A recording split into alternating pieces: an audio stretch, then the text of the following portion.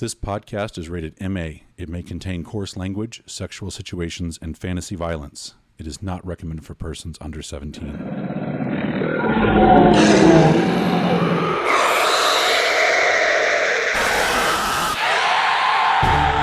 Episode 6. Welcome to another episode of 5th edition D&D. I'm Mary, and I'm playing Zelania Quillheart, the Wood Elf Sorcerer. I am Eric, and I'm playing Falar Windmere, the Wood Elf Ranger. I am Kirk, and I'm playing Caradin, the Wood Elf Monk. This is Seth. I'll be playing the Paladin Dragonborn Cespedes. I am Andrew, and I am your Dungeon Master.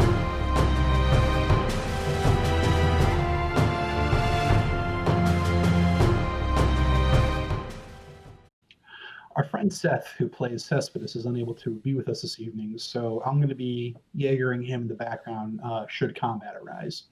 But other than that, we're going to go ahead and get started.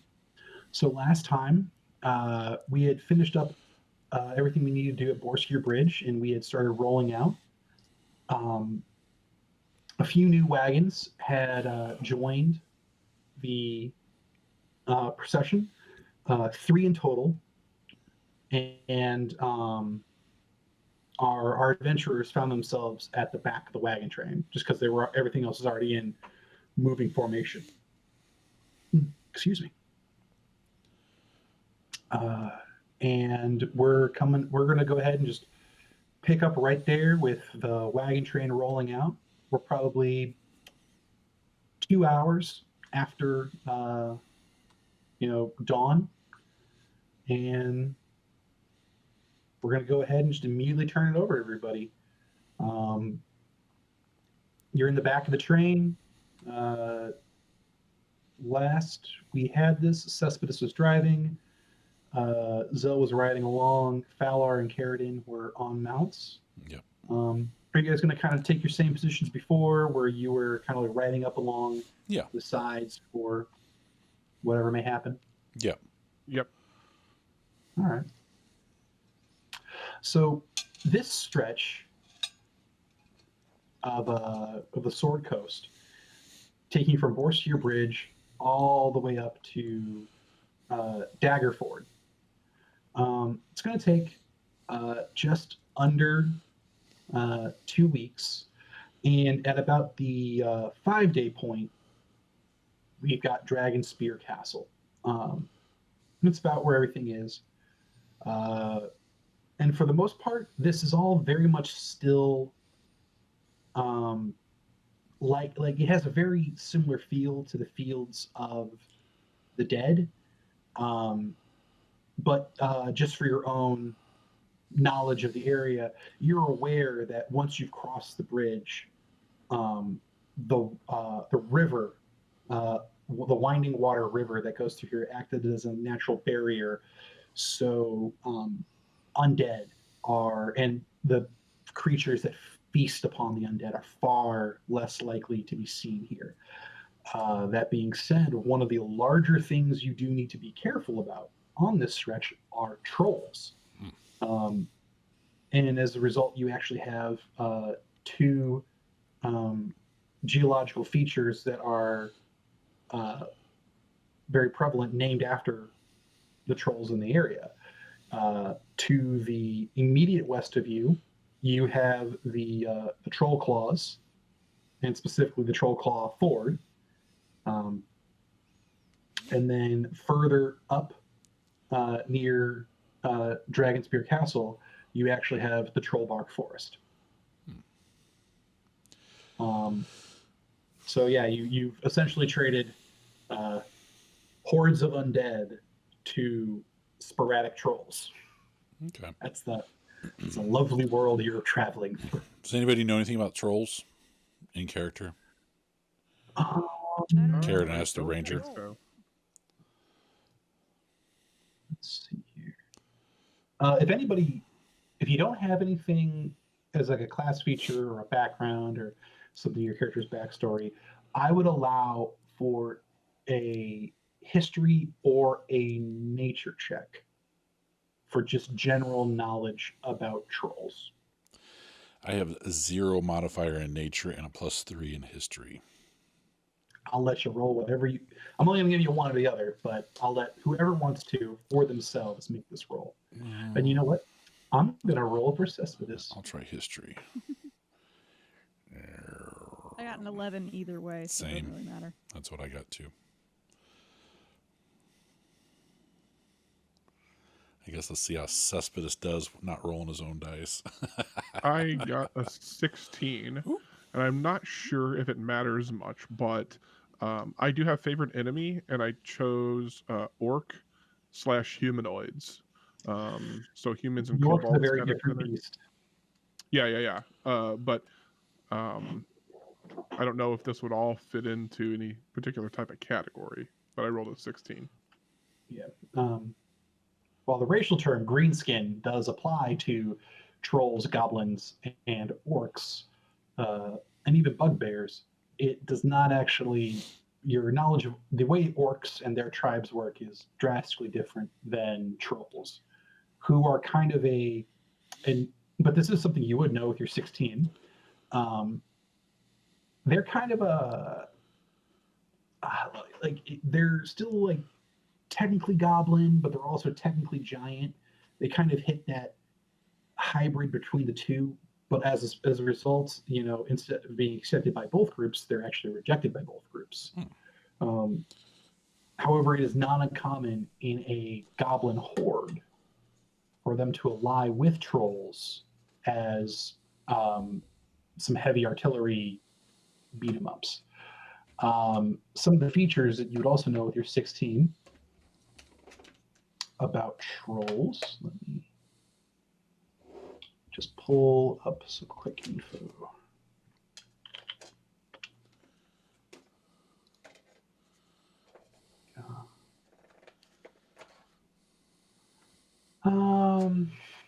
You know, they have a keen sense of smell, and what makes them truly dangerous is they have regenerative properties. Wizards have actually been known to take troll blood and de-poison it, essentially, and those were some of the first healing potions before before the more modern ones that you have now. Yeah, much like snakes regrowing tails, it's not uncommon for a troll to regrow a limb. And yeah, I'd say with a 16, because even with Cespedes, who also got a 16, that's about all you. That's all you would know. They're kind of both. They're goblin-like, but also giant-like. They got a keen sense of smell, and they have a very strong regenerative property. Okay. So are these, I guess, would that lend us to believe that fire is a good thing, or is this, well, I guess with regeneration, would that be another role? Or is it just common knowledge that fire would do it?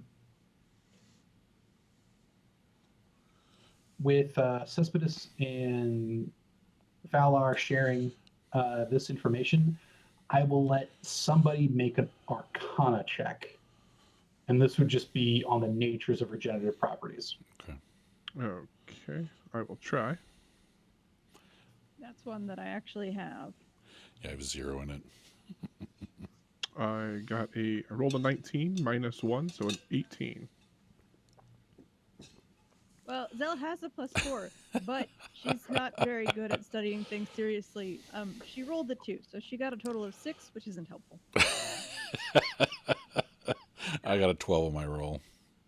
Yeah, Valar, while you maybe haven't faced one in your ranger training, you have learned that generally things that have regenerative properties that aren't undead, fire and acid tend to be pretty good. The idea is to utterly destroy the skin so that it can't heal itself.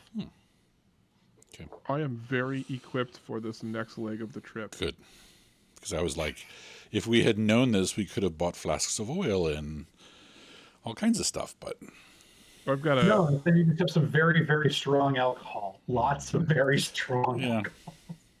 Oh, we can make some fire. And I've got a acid bow, which is perfect. Good. Yeah, I you have- might as well just call it Control Bane. Seriously. As long as Zell And throws I those. have random energies, so sometimes it's useful. Yeah.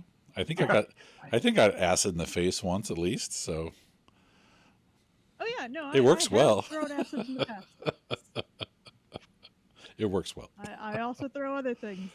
I don't know what's gonna happen Like until it shade. happens. Okay. That actually reminds me, I need to bring up the wild magic table. Mm-hmm. Yeah, I just marked down that Tides of Chaos is currently up because we slept. So. Yep. Okay. And also, this is just a history thing, but because you guys have spent so much time with Fae, a Fae wizard in your group, you are well aware that Fae wizards heavily favor fire magic. Okay. They're not called red wizards just because of their robes. Okay. So this is probably the most relaxing stretch you're gonna. Yeah. So you said we're 5 days out from Dragon Spear Castle? Yes, 5 days out. and that's just under the halfway point. Okay. Okay. Currently, there is no plan to stop there. There's all kinds of rumors about it being that's haunted, not and this is just things you guys could easily hear up on just chatter walking through. Okay. It's haunted. A lich currently lives there. A dragon has a hoard underneath the castle. Behind the castle, there is the high moor, and Yanti actually use the dragon castle to stage attacks from the moor. It just and then just these rumors continue to go on and on and on. Okay. Did we ever get a map of our route, or do we just hop on the road? You kind of just hopped on the road, but at the same point in time, your map is the tradeway, which if any of you just decide that you want to look up online, if you look up the Sword Coast map from Wizards of the Coast, it actually has the tradeway dotted along it, and it literally is just, you start at Baldur's Gate and you just head north literally along the coast. Yeah, I'm looking at it. I was just curious if what information we would have versus what our characters have.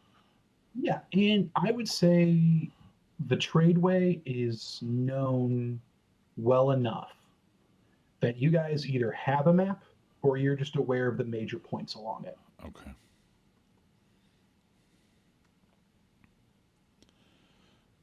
Okay. So yeah, if you guys want to say like we've got a map, I'll allow it. I won't even charge you for it. Okay. So yeah, I'm just gonna continue to kind of ride in a scouting pattern, where I kind of ride up ahead a little bit, check out things that are to come, and then just kind of let the caravan, push past me a little bit in a guarding position.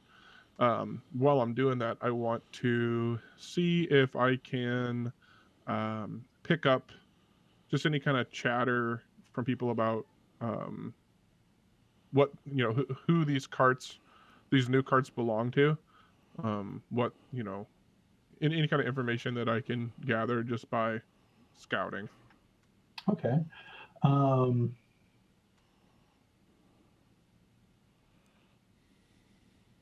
You are a professional, so I'm going to go off of you. And your big thing is, so I guess, are you more concerned with what's on the road in front of you and like scouting and protecting, or are you more concerned with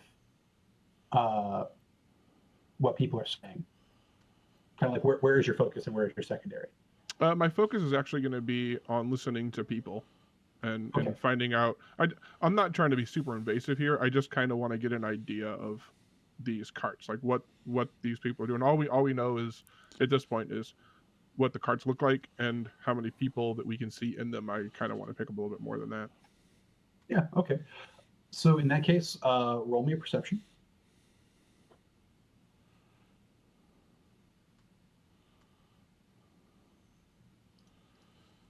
That'd be a whopping 8. A whopping 8. A whopping 8 because I have a +5. Jeez. We need to go back to your non-really good skills. You're doing great there, man. Let's see here. So kind of going in order, your position 6, you really don't get much out of this. The halflings are wearing you've got the one that's kind of like riding on the back. He's wearing a chain shirt. The one that's up front, he's wearing more hardened leathers. But the shades on the carriage are drawn very tightly. It's almost reminiscent of the Fey carriage, only not nearly as ornate or as nice. But just that whole, whoever's inside is very much wanting to keep to themselves for whatever reason, and they don't really seem to be talking much. Before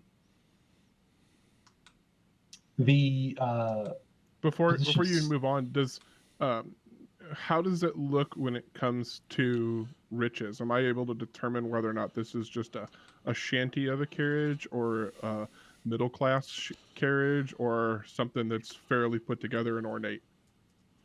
With your perception, you don't really get too great of a look at the detail, though it is noticeably of less quality than the Fey Wizard's carriage. Okay. But it's also still a carriage, which you also know to even the shabbiest ones tend to cost a good deal of coin more than a wagon. So there's that nothing answer for you.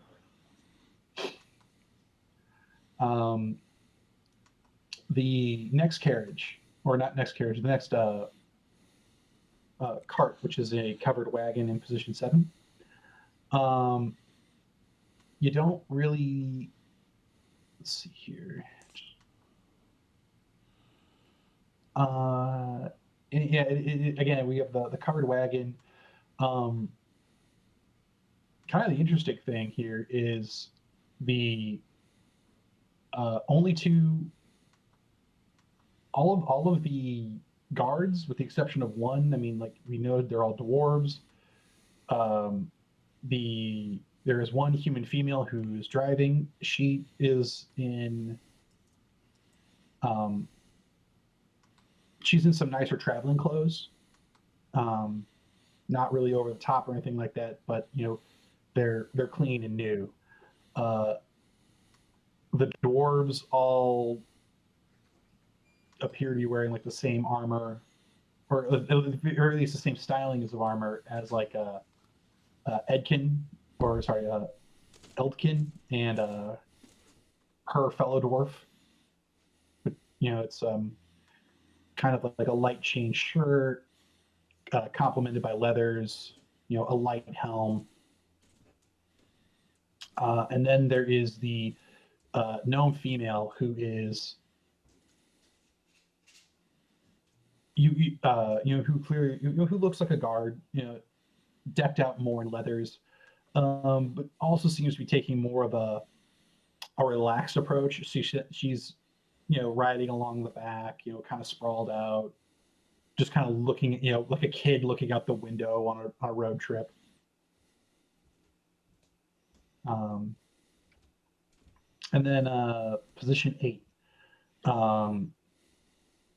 Honestly, the only thing that is of note about this one is that it's an entirely human. It's the only other entirely human cart aside from the Wizard of Thay. But also, like the Wizard of Thay, it's all male. And yeah, it's the box covered cart with a tarp over it, and it's as a result, it's kind of got a bunch of weird lumps for whatever's underneath there. And this one also seems to be making a good deal of clinking noises as it walks by, or rides by. But yeah, with an 8, there's only so much I can give you that I hadn't already given. That's understandable. I'll let other people try to do things before. I mean, I have a kind of plan in my head of what I'm going to be up to, so I'll let you guys go ahead. Okay. I'm going to move over to the next most mobile person. Carradine, is there anything specific you'd like to do? I'm just going to ride up next to the pole and just talk to him about trolls. Has he fought any? Does he, weaknesses that we could use in case we run into him, that sort of thing. Just picking his brain. Okay. Getting him to talk, basically. Roll a persuasion. All right. Oops. That. It's only a 5. That is an 18. Okay. Marco, who's in the position next to him, starts to sneeze like, what's it to you? It is kind of like where he starts off and sneering at you. The pole just kind of waves him off real quick. Just kind of like,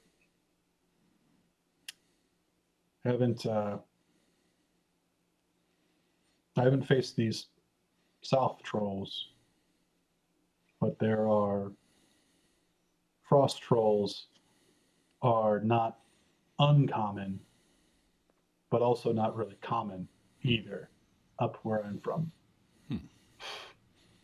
Okay. I just ask him if he's heard anything about these trolls in this area or anything like that. Just trying to either share information or make sure that everyone's on the same page with what we might be up against. In case they haven't heard anything. He's like, he just kind of responds with, only that there are trolls. Okay. And that they are bigger than me. Yeah. What we're hearing is fire or acid takes them out completely. Otherwise, they regenerate. So that's the only thing we've heard. It's the same for the frost trolls up north. Fire is their bane. Okay. All right, and I'll just hang out there for a while. Just small talk every once in a while, just to keep them talking when I can, without being too invasive, I guess, or annoying. Okay. Because everyone is so well rested from the Boareskyr Bridge, no one really feels the need to stop for lunch. Most people just kind of snack on some trail mix. Okay. Just to give everyone a fair shot here, Mary or Zell, was there anything you wanted to do, work on? Not so much work on. The idea of trolls is kind of like both exciting and a little scary. So I think if I think her idea would be to climb up on top of the wagon and sit there for most of the ride, because I think there are handholds. Just so she has a better view of what's behind us. Just kind of keep lookout from up there. Okay, so kind of like a rear guard? Yeah. Okay. Back of the line. Yeah. And for you, where you are in your position back to the line, you are able to watch Boareskyr Bridge, and much like how you guys had a full day of watching it approach, you've got a full day of watching it go away. And as you do get further and further away, you note how the sounds of it, the little hustle, bustle, the ringing of various hammers start to fade away. And about 4 hours into the trip, that's when it kind of dawns on you. It's like, oh, we're back to the silences of nature and the wagon train. You start to get to that whole. It starts to sink into you almost the feeling of, and now we're alone again. Okay. When I get an opportunity, I am going to ride up to position 6 with the halfling male that's driving and start a conversation with him. And I am going to give him a salute, get his attention, and tell him that I noticed that most of the or all of the other vehicles in our caravan have guards except for his, and that we're going into troll lands, and that I would like to offer my services, or offer protective services for this leg of the trip for 5 gold a day, and I would devote my services to him. Well, that's mighty kind of you, but I'm only a hire on myself. You'll have to speak to Lady Yzma, who's inside, or Lady Imsa. My dyslexia threw in there. Lady Imsa inside. When we pull over, by all means, speak with her, and I'm sure she'd be happy to hire you on. But my brother and I probably have this pretty well taken care of. To be perfectly honest, our plan, if there's trouble, is to run. It's a good, sturdy carriage we have here, and we've got some good, strong horses. But yeah, if she's willing to pay you your fines, then I see no problem with this. Okay. We might not have had this information. I'm showing position 6 just had the two halfling males. So is this getting added to them? Do we just not see the halfling female? She's inside the carriage. Okay. I'll add her in. Yeah, and like I said, what I gave before is literally just at a glance, which you could see. And he's driving it, and he's the one in the mostly leathers, and his brother is the one that's hanging off the back, and he's the one that's got a little bit of chain shirt. You said her name was Emsa? Emsa? Imsa. Okay.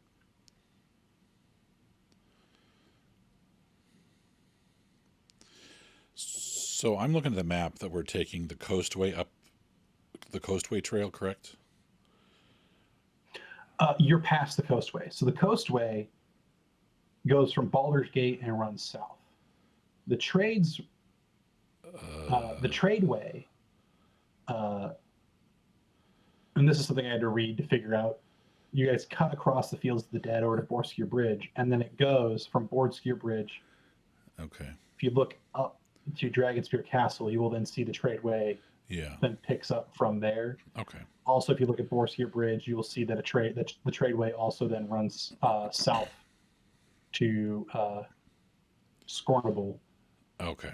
Okay. So we're And then it north. continues down the river. So we're north of Subar, Soubar. Yeah. Okay. Yeah. If you further north of that, you'll see Boareskyr Bridge. Yeah, it's not coming up. It's not on the map I'm looking at. Oh, okay. There's also a few different maps of different times for the Sword Coast. I found that was going to. Yeah. Okay, And here's the one that I'm looking at. finding one that even is big enough to enlarge to read is annoying. Is pissing me off. So This is literally the link that I have, and it's Wizards of the Coast 5e. I can't look at it. It'll throw off the They'll throw recording. everything off? Yeah. Okay. Well, you guys will have it for future reference. Yeah, unless you want to send it through the Google Drive, attach it as a file. Yeah, I just can't. I just can't find. They're all like 360 by 450. I'm like, who is using this map? Who is able to enlarge know what that? I know. Then one I found just doesn't have Boareskyr bridge or Boar. Anyway. Boareskyr. Yeah.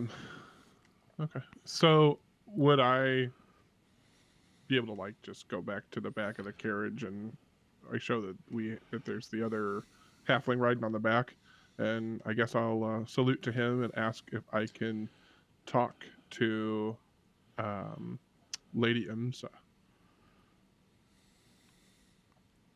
And he's holding on. Both hands. He's not holding on like super tight or anything like that. It's kind of a weird situation he's in. He's like,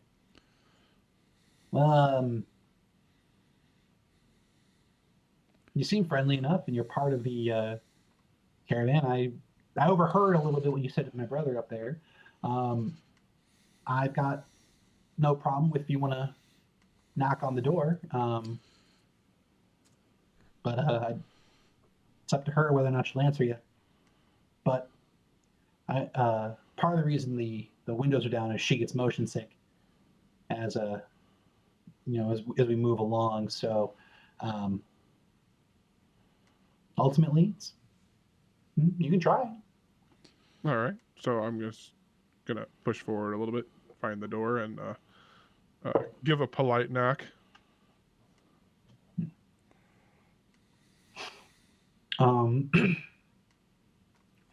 You hear a soft voice from the inside. It's like,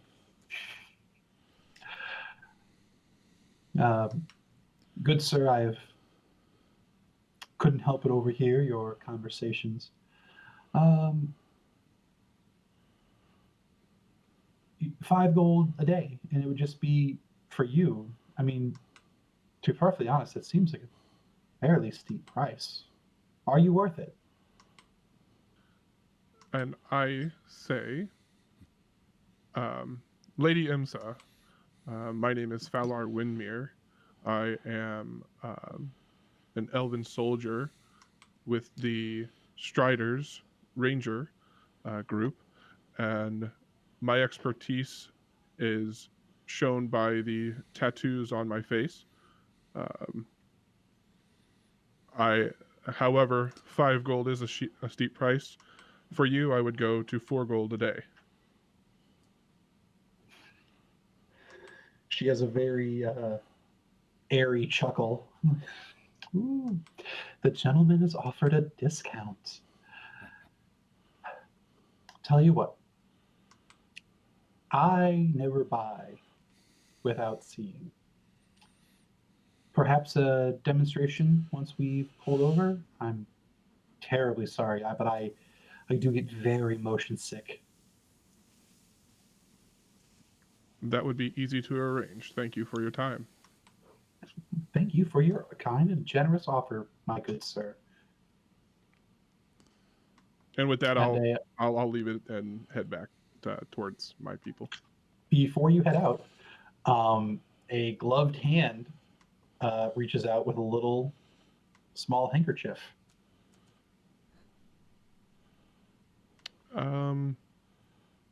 I find this quite odd. It's not a custom I think elves deal with, but yeah, I don't know if Falar knows what to do with this. Is there anything I can roll to know if Falar would know anything about this? It's a judgment call on completely up to you. Honestly, I think most people, they don't know what to do, just go high-low. Yeah, there's no etiquette in D&D. Yeah. Okay. I'm gonna go for high. I'll roll a d6. And it's 5. Yeah. No, I went for high, so I guess I know. Okay. She's just offering you a token. Because right now she has not seen your face. This is probably a way for you to be identified when she finally does see you. Okay. So I kind of trot over and take it gently. I'm glad I knew because I might have shot that with my arrow if I didn't. There's your That would be demonstration. interesting. Oh yeah, you wanted a demonstration, right? Shoot the target. All right. That could have gone really bad.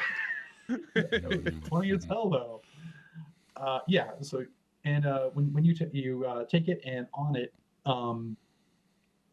you see a woman's face wreathed in green leaves, and Excellent. it just. Yeah.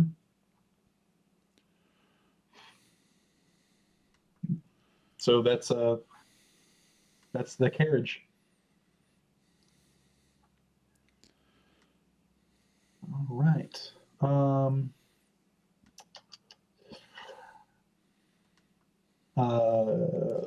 Carradine, you said you were sticking up with the pole. Yep. So we will flip over to Zell. Go ahead and roll me a d20. Just straight D20. Yeah, sure, d20. 13. 13. All right.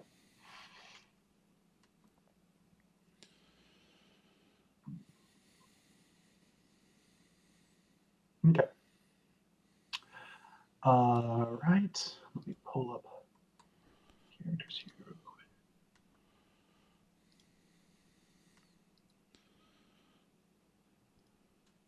quick. Okay.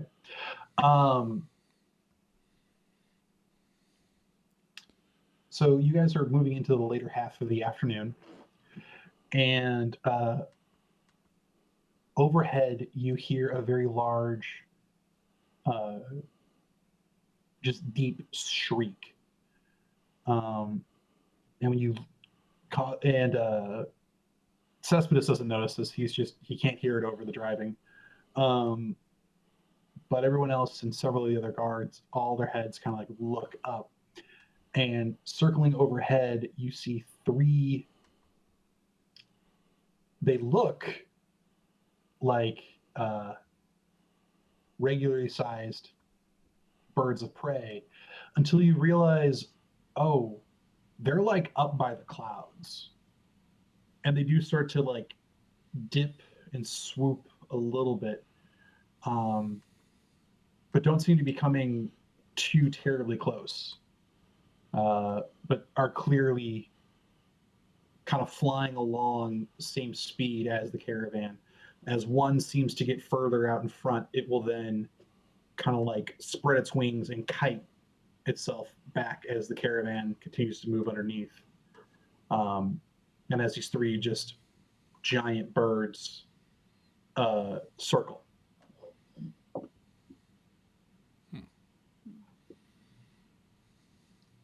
They don't seem to be doing anything for now, but they are watching They are clearly watching you guys. And they Anything seem I to can stick roll? with you. Sorry? Anything I can roll to try to identify them just based on size and behavior? Nature, obviously, identifying a creature. That's 100% an option. History for what's in the region. I'd go for either of those things. Again, it's both. They're both +1s. It's not like I have a great shot at this. I got a 15 that time. Probably more nature than history. She doesn't study history.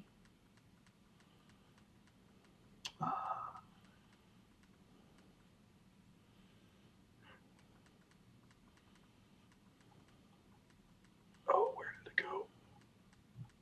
My screen did a refresh.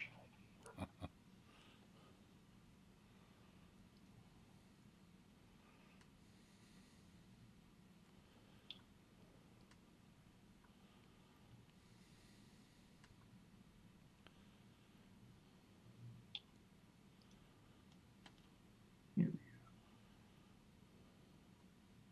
we go. Okay.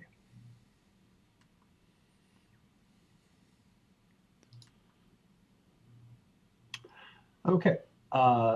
You said you got a 15? Yeah. Okay. One of them does a swoop, and this is when you are finally able to see like the top of it, and you can see they've got like almost like they definitely have antlers, and they're far more vicious looking than what you would see on like a stag or anything like that. And you're able to identify these as Parringtons. They tend to live in more mountainous areas, and it's not uncommon for elves that live in more mountainous areas to use them as mounts. Generally, one lightly armored elf is able to ride one of these for not very extended distances, but well enough. And they will, their primarily they are scavengers unless they are starving, and they defend themselves by pinning something down with their talons and then just raking their antlers and ripping into it with its beak. They are very intelligent and can generally learn things like common and elvish commands. Okay. And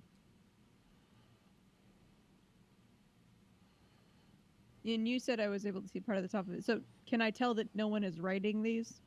Yeah, no one's riding. These are wild. Okay, that's fine.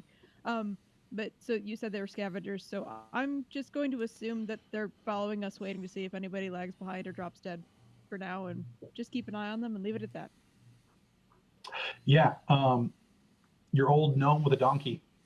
This would have been prime eating for that. Would have been prime eating for them. But you guys at the back, a little tougher than what they probably want to dive into. Okay.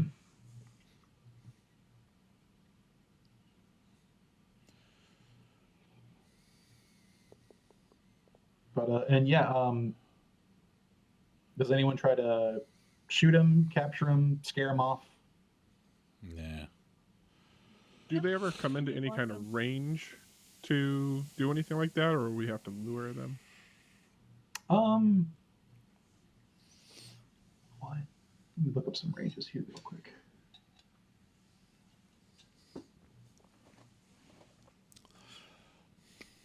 That would be kind of cool to have a flying mount, but Yeah, I was going to say that it's a lot of work. it is tempting. It is tempting to, well, it's tempting to get into combat and fuck with these things in the first place, but Yeah. They are technically within the range of your bow, though probably towards the very edge of the range before you have to start shooting with disadvantage. gotcha. Yeah, 'cause, long, because fucking longbows have the 600 foot, yeah. Yeah. 150 normal. So, but yeah, I would say, because if you're gauging it, you're like, I can get them. a difficult shot, but I could shoot these guys. It's kind of where you get at. That being said, because they're also so far out, if they were to start diving, it would take. You feel like you'd also have enough time to draw and fire on them.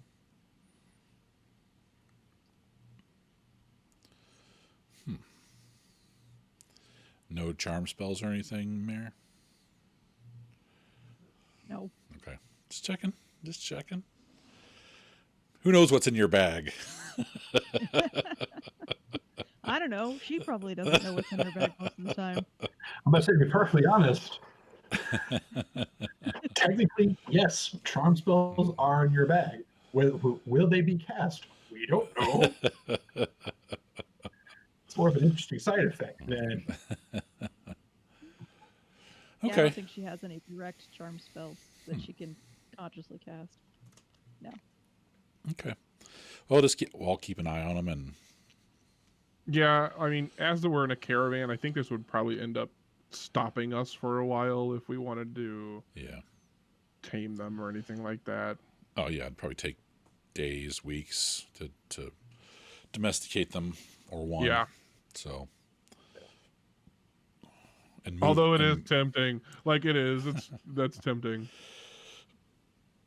If we were gonna do that, we should follow them back to a Cespedes nest would and not catch a be able. baby. Cespedes would not be able to ride any of these. They're No. too small for him. But and Falar, you're towards the more heavily armored of what they might be able to carry. Yeah.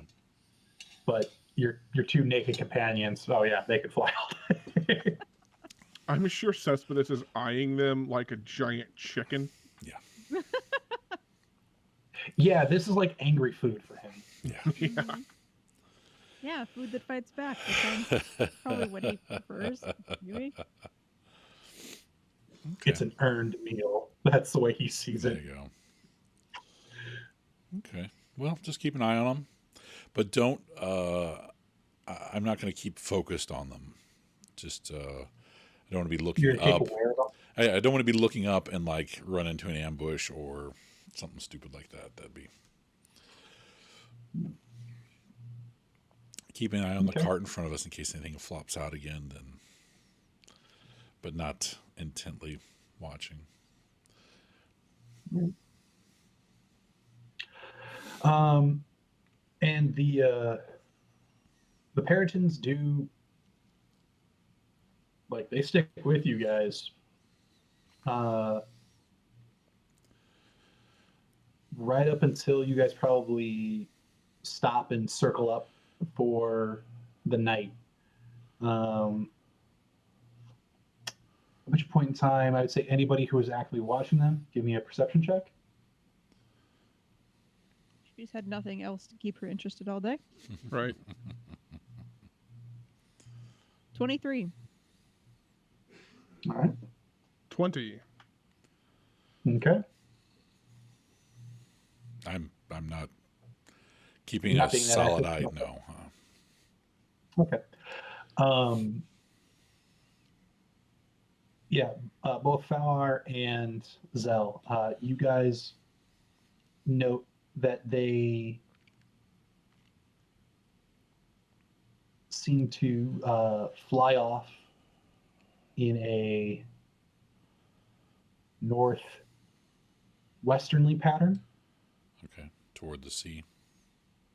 Yeah, towards the sea. You guys were kind of already traveling kind of like a northwest to avoid the moor, which at this point in time you guys can see as you crest various hills. Okay. But they headed off more towards the sea. Okay.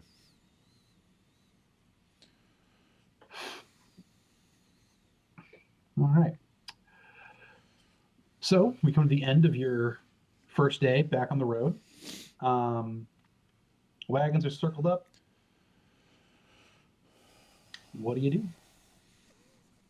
do? After we get established into our camping position, I'm going to go and find Miss Imsa. Okay. Her carriage is not hard to find. It's one of two. And what you see when you first approach is the carriage is there are the two halflings. They're taking care of the horse and they're throwing up a tent. And they're also kind of setting up like a privacy sheet it's very reminiscent of how the Fae wizard travels. There is a cooking pot already set up, and a very homely, middle-aged human woman is working the pot.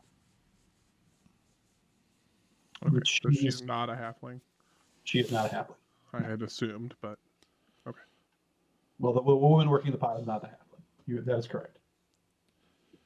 I'm gonna be right back. I have to go turn off the air conditioner upstairs. Okay.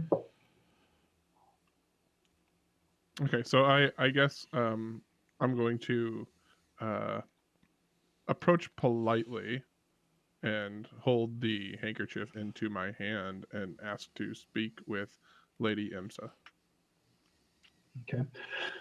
And when you say that, the woman who's working the pot looks up and goes, "Oh yeah, let me go get her for you. Just one moment." There was definitely more people in the cart that we didn't see. And she disappears behind the privacy screen, and then a few moments later, she comes back, and on her arm is this woman in a full, like, forest green dress. She's wearing that has a hood that comes up over her head. Over her face is a silver mask with highly stenciled foliage all over it, and it almost kind of looks like it's crying out of its eyes. And she seems to glide towards you. And she goes, "You must be the gentleman from earlier." And she holds out her hand. So I am going to salute and say, "Hello, my lady. I am Falar," and hand her the handkerchief back. Okay. She like when you hold it, she like takes it. She's like, "Okay, yes, I believe you are going to demonstrate your skill for me, so that I may hire you on." Yeah, so I think I've been thinking all day about a way to try to impress somebody with a test of skill, and I'm going to try like a neat little trick shot. I gotta take a second here to see what's in my backpack or whatever to shoot. That would be neat.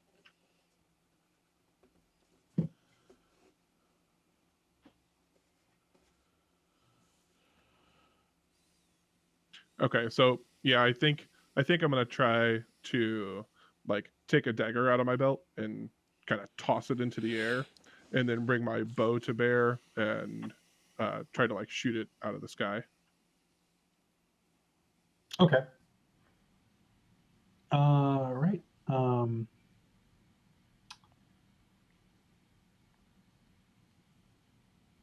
Do me in athletics, just to get a good pitch on the dagger up,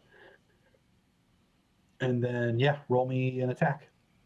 Okay, so the athletics check was a 15. Okay. And the shot is a 17. Okay. So you like kind of like maintaining eye contact with the sockets of the eye. You do quickly whip your dagger up, and you try to almost like no look, but the last second you kind of like tilt your eyes up just to double check before releasing. And sure enough, you hit the dagger, and before where it was going to like spin like down directly on you, it's hit just slightly off course to where it lands over at your feet, and the arrow just sails off and away. You heard it kind of crack when it hit the dagger itself. And it actually took her a moment to realize what was going on. Like she sees you kind of like just go, and she's like, "What?" and looks up like just right as you pull the arrow and let it loose. And she's, "Oh, already." She sees it ricochet off. She actually shelters herself a little bit as a splinter or two from the arrow fall onto her. And you get a little bit of a ruckus out of the maid standing next to her. Like, "Oh, my lady, you're like almost like instinctively tries to shield her from anything else that may be falling." The halflings look up and like, "What the fuck's going on?" The one that was riding on the back, he reaches down for his sword. Everyone in the camp kind of gets like a commotion of like, what is going on? I'm gonna immediately like go down to a knee because I realize with the reaction that they're having that they feel like there's a threat, and I'm going to go down on a knee to kind of stop that from a threat.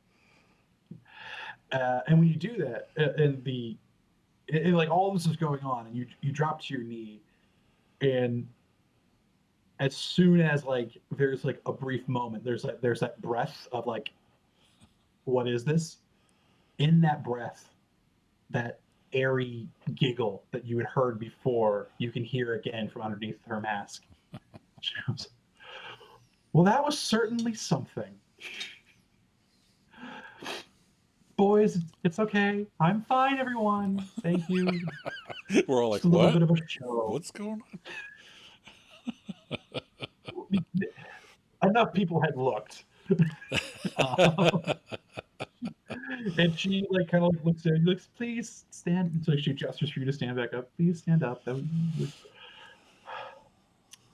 You could give a lady a little warning next time before lifting your shaft out. Wow. Waving it around. And Falar doesn't get that at all. and the mate's like, "Lady."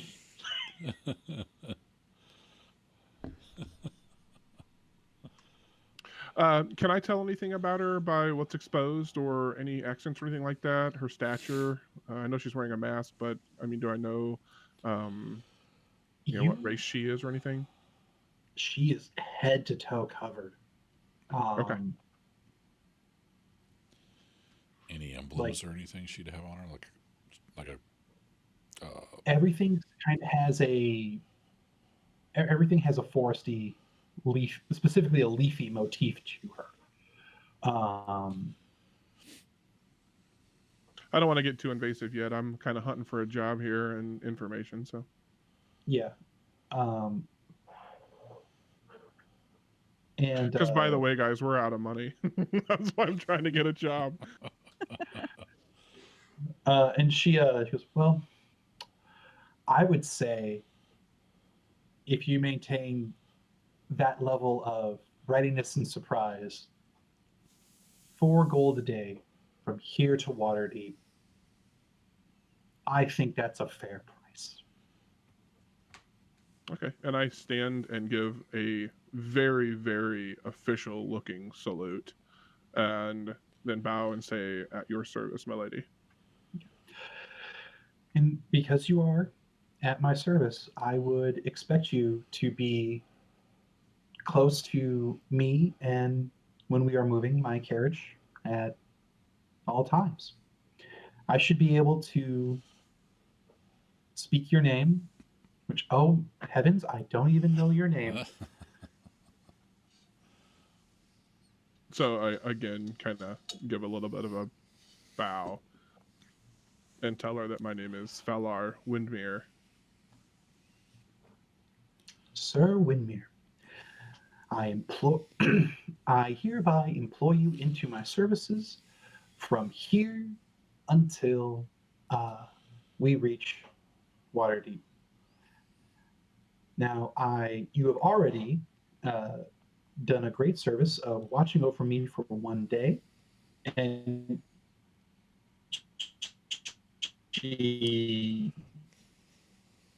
her hands disappear into her sleeves, and she pulls out 4 offers. Your connection is breaking up pretty bad. Mine? Yeah. Yeah. Oh, okay. I think we got it though. Like Got the it's just gist of it. kind of max headroomed out there a little bit. Okay. Yeah. Because you were all still moving great, so I thought I was fine. Yeah. She reaches into her sleeves, pulls out 4 little coins, and offers them to you for 1 day of service rendered. Okay. Awesome. Okay. Cool. I will I will draw up a small little contract, and we can sign it. At which point in time, I will give you half of the estimated amount from here forward, and then once we reach Waterdeep safely and hopefully uneventfully, I will give you the rest then.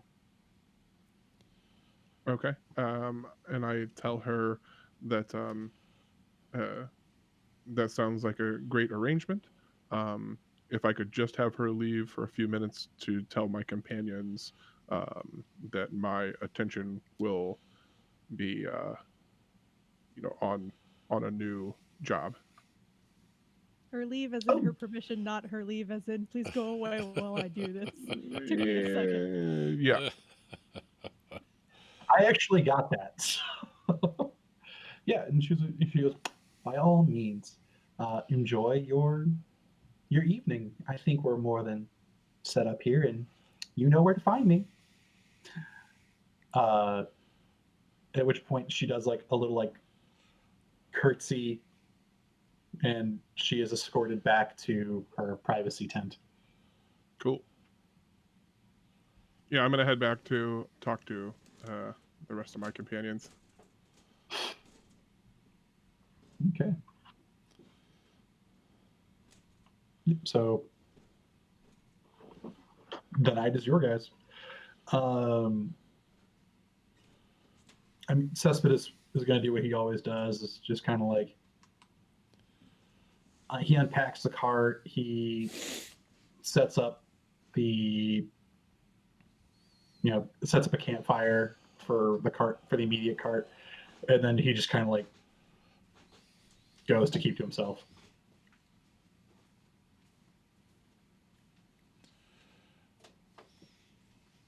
Okay. Well, I guess start cooking a very light, like fish soup. Nothing super heavy, because it seems like we're all just coming out of a great day of, after being probably stuffed for the last 2 days, to first meal on the road, make it kind of light and nothing to it really. Simple. Is this for everybody? Is this for everybody? Just Yeah. you guys? Yep. Make it big enough where the 4 carts that we have met with could have some, and then maybe an extra for whoever might want some. Same thing Okay. we've been doing. Yeah. While he's setting To- it up, I'll go around and tell people that we're making a meal if they want. Okay. We're already talking. Yeah. Okay. Maybe some flatbread with it too, or something like that. Something simple. And that only take for like a no rise bread, something like that Yeah. probably takes honestly probably about 2 hours. Yeah. Just to make the quantity. Yeah. But you're able to do it. Okay. Roll me whoever is so Kirk's cooking. So roll me a survival. Right. Come on, baby. Come on, baby. Any advantage with the recipes or anything like that? The extra cooking gear and everything. Or if I'm helping. Add an effective plus. You know what? We're going to go ahead and add your proficiency to this. Okay. That 'Cause is it's currently a at 4, 7, 15. 15. Okay. Yeah. Everything's cooked all the way through. Nothing fancy with the soup. Well, yeah. Almost like Like, almost like a vegetable and fish stock that could be used if not everyone's going to eat some. It could be used as a base for something else later. yeah. I would say that's like with a 15, that's absolutely what you're able to get. Okay. Is a there is it's like, oh, for the rich flavor, put the bones in, but also make sure to fish all those out. Yeah. So you're really smart about it. You kind of like wrap up all the bones like a cheesecloth. It's kind of made like a tea bag out of it. Okay. Yeah. So thoroughly cooked. Nothing crazy about it. Yeah. And yeah, I would say a good number of the people from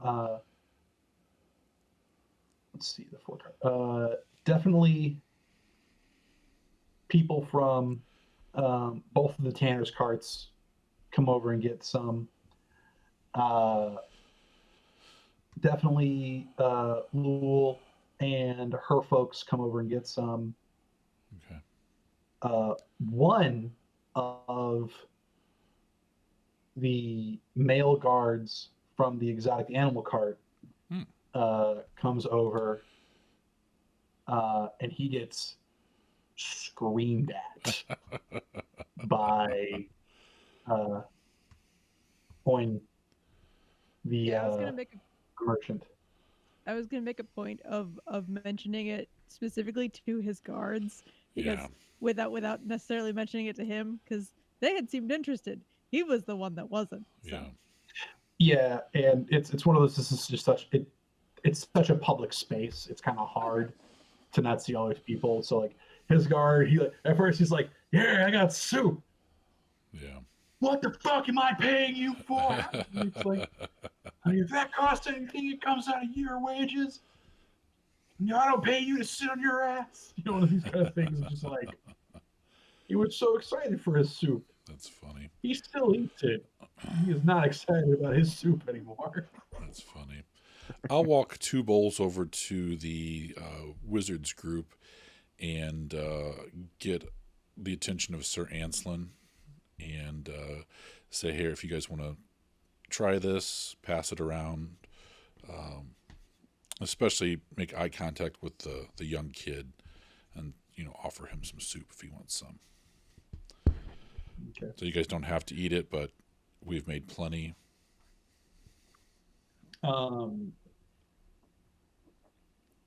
Roll me either a persuasion or just a charisma check. Okay. 9. 9. He waves it off and just goes, "I understand your intent, but ultimately we don't know you." Okay. All right.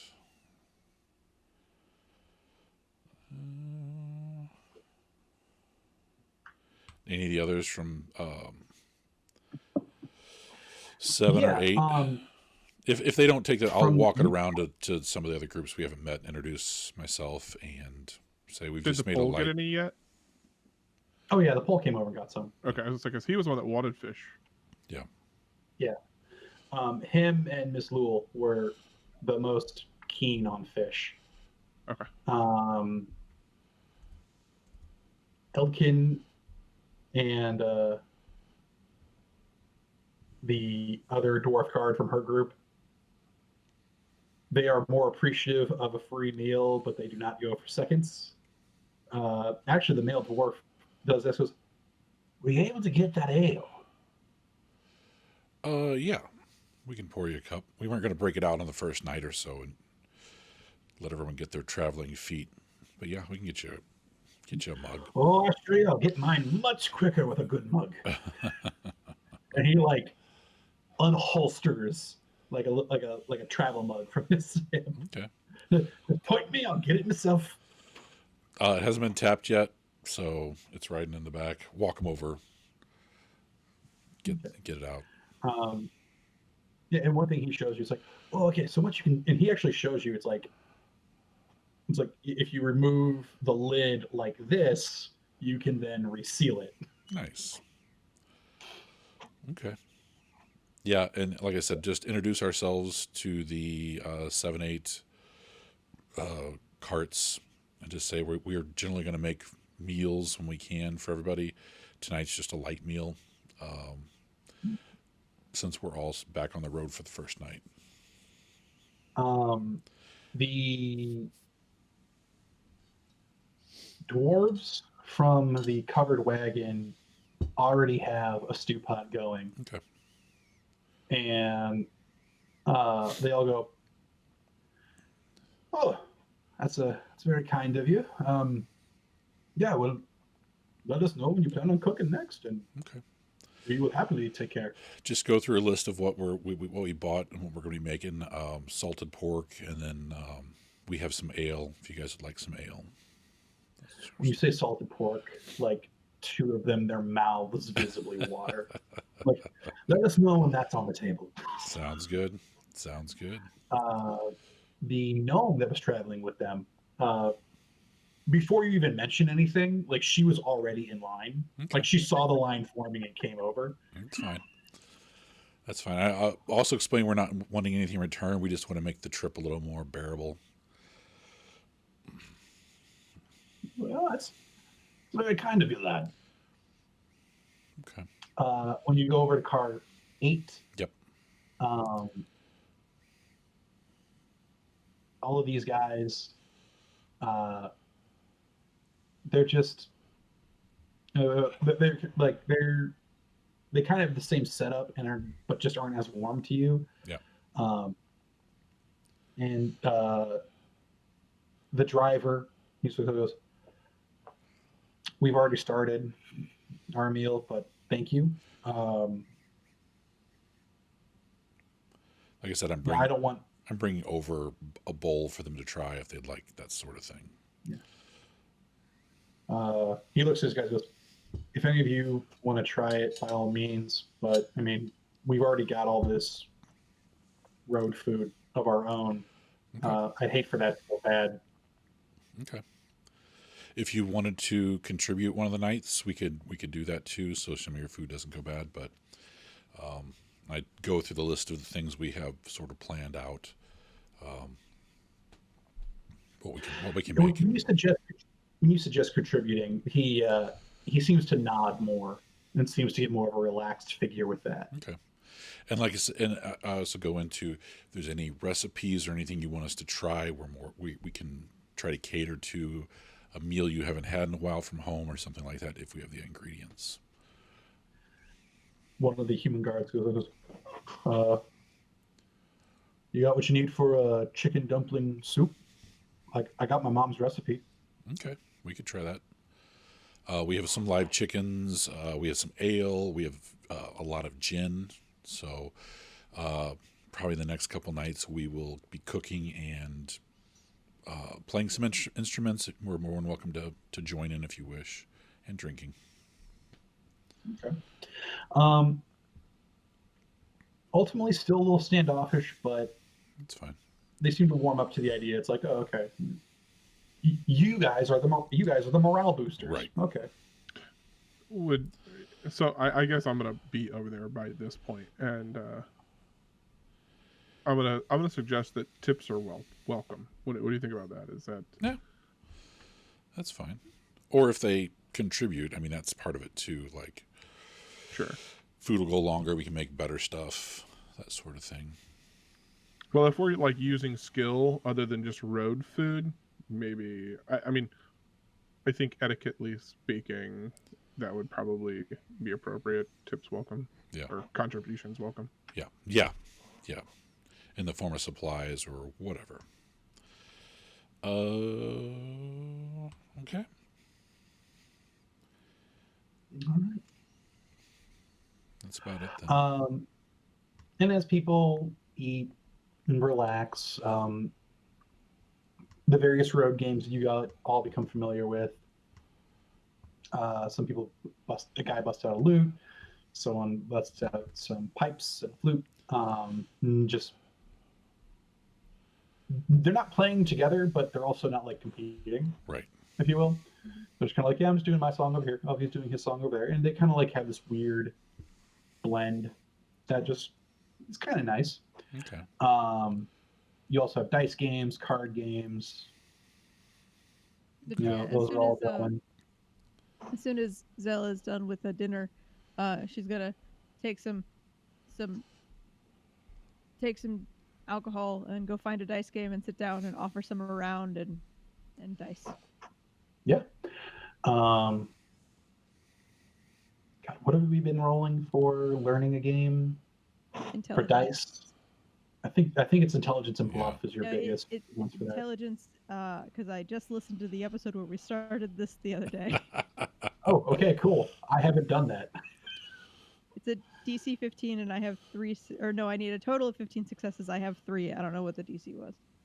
That part I didn't write down. I've just been rolling, and you say yes or no. Okay. Yeah, because that was to become, because you're learning to become proficient with dice, right? Right. It's learning a tool proficiency, so. Is what we decided. Or learning cards. I'm learning cards, not dice. Cards. Yeah. Cards. Yes, that's correct. That makes more sense to have that many required. Okay. So yeah, you go and you find a card game. Let me pull up those rules real quick.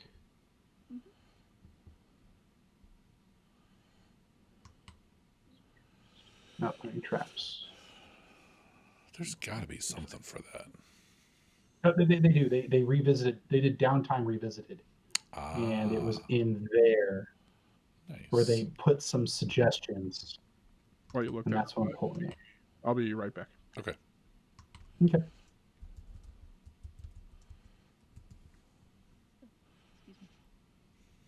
Oh, it's in Xanthar's.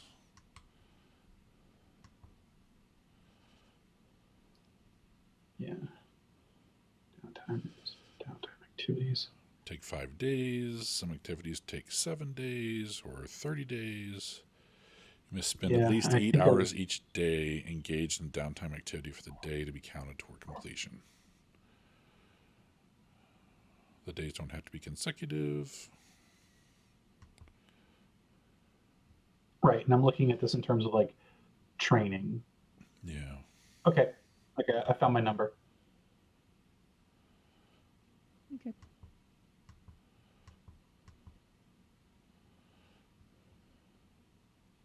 Well, I didn't succeed at it. What'd you get? Yeah, I got a 6. Okay, yeah, sorry.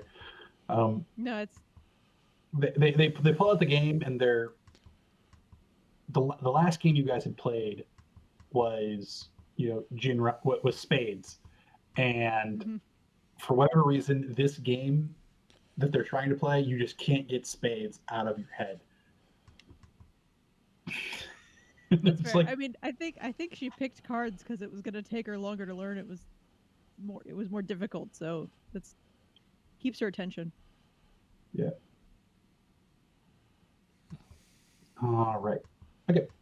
And then I will be right back. All right. So it's your evening. Carradine, I know you were looking predominantly after the food. Yeah. Is there anything else you got? No, not really.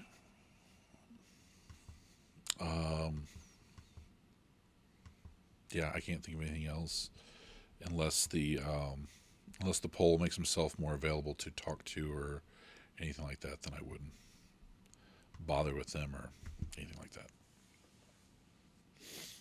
And the group I could be talking to, they seemed very standoffish, so I'm not going to mess with them either. Okay. All right. Take it slow and easy with these guys. Gotta ease it in.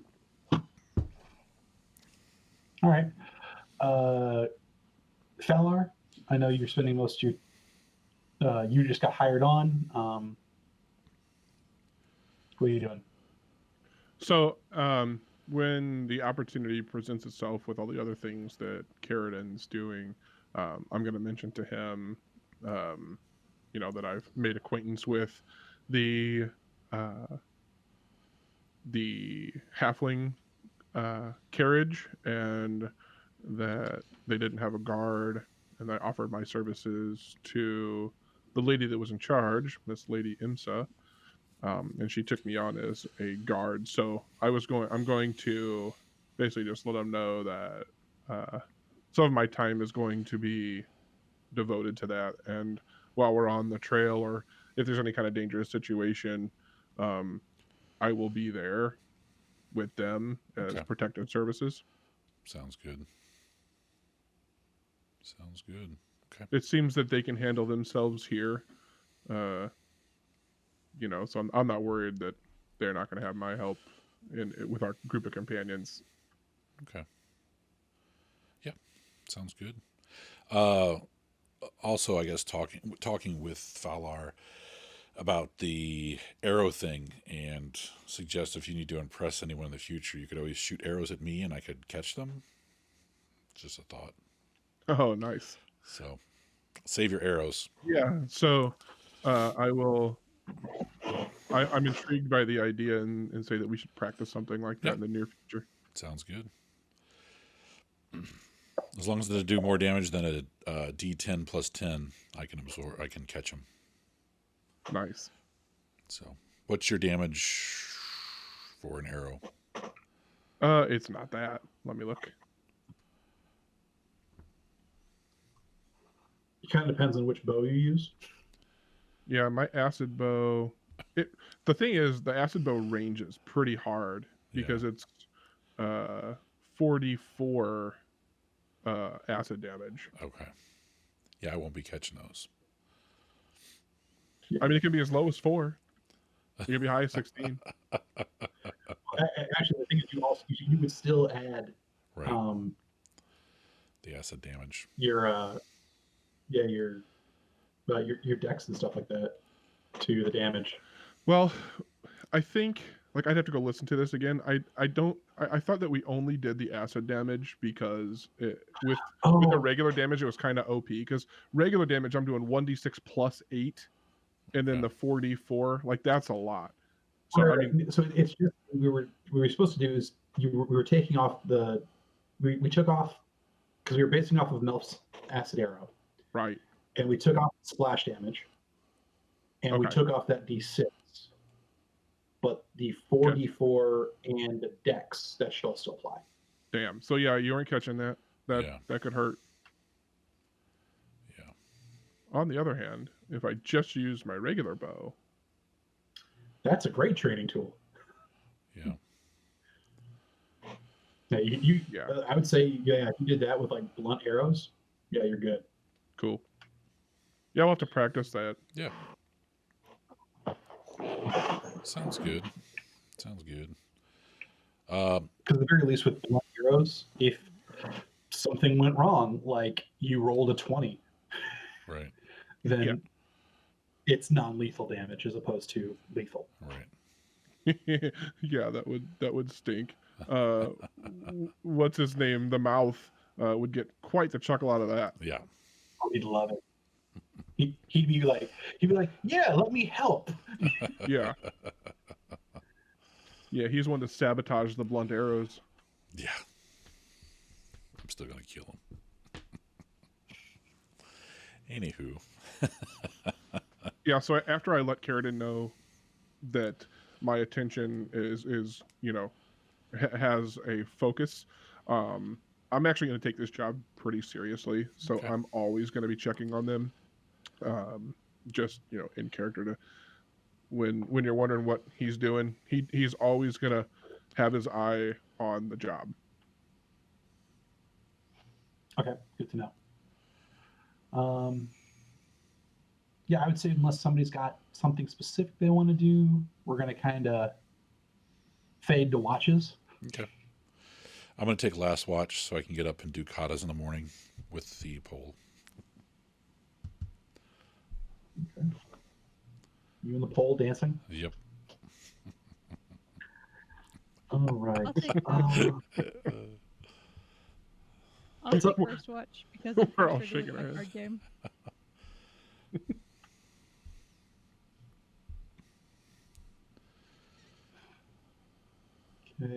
Okay, cool. Everyone's eyes are moving. All right. I'm gonna roll. Yeah. Uneventful night, Okay. which I mean, this close to relative civilization is to be expected. It does dip down pretty cool in the evening, where you were exposed to more wind in the Fields of the Dead because of your general location between the coast and the moor. Okay. The temperature around here seems to just be a little cooler. Yeah. And middle of the night, you absolutely hit hard nips.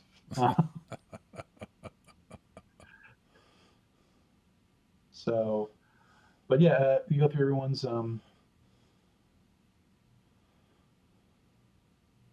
night pretty evenly. Next morning, breakfast is being prepared. You're sitting down, having a bowl of oatmeal. Just something to get your day going.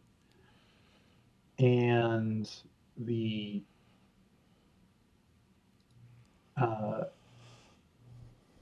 gnome female from the previous night walks up and just kind of takes a seat next to Zell.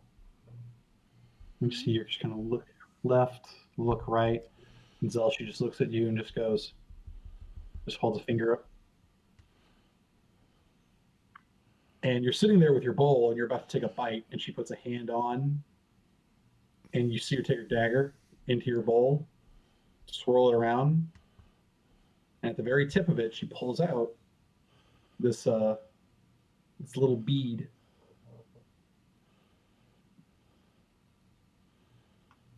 And she looks at you and just goes, "Do you know what this is?" Do I know what this is? Roll a...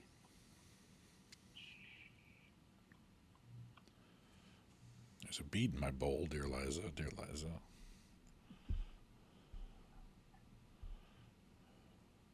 Yeah. Roll an investigation or an insight. Insight it is. And who was the person that came over to her? It's the gnome female from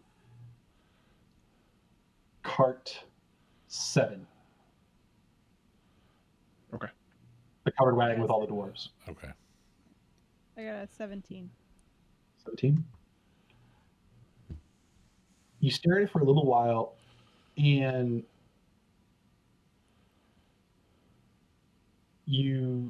it kind of like dawns on you. It's like, is that a bone fragment? And she nods and he goes, "This is called a bone spur. What happens? Oh, I can show you what happens. You have a little bit of acid." Hang on, you're breaking up. I didn't sorry. hear any of that. Okay. Sorry. She goes, "Oh, what it does is, oh, I know. I can show you what it does. Do you have a little bit of acid?"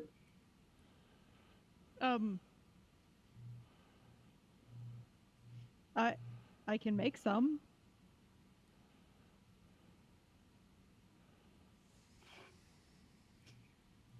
If you want to try. I mean, I have the acid splash cantrip. Can I Yeah. cantrip my way into some acid here? Yeah, you can cantrip your way into some acid. So she puts it into a cup.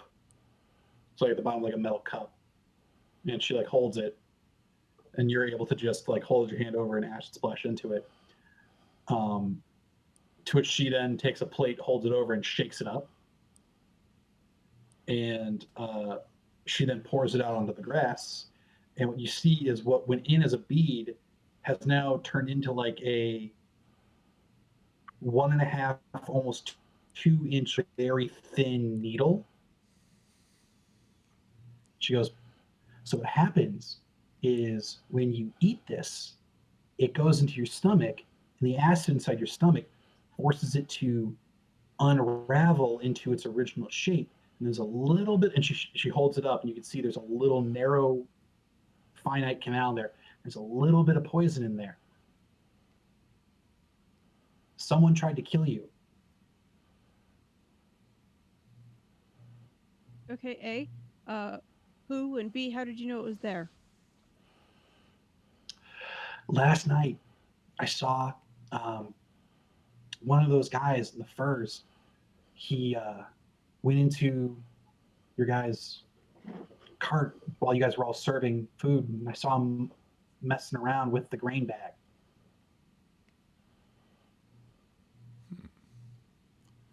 One of the guys in the furs?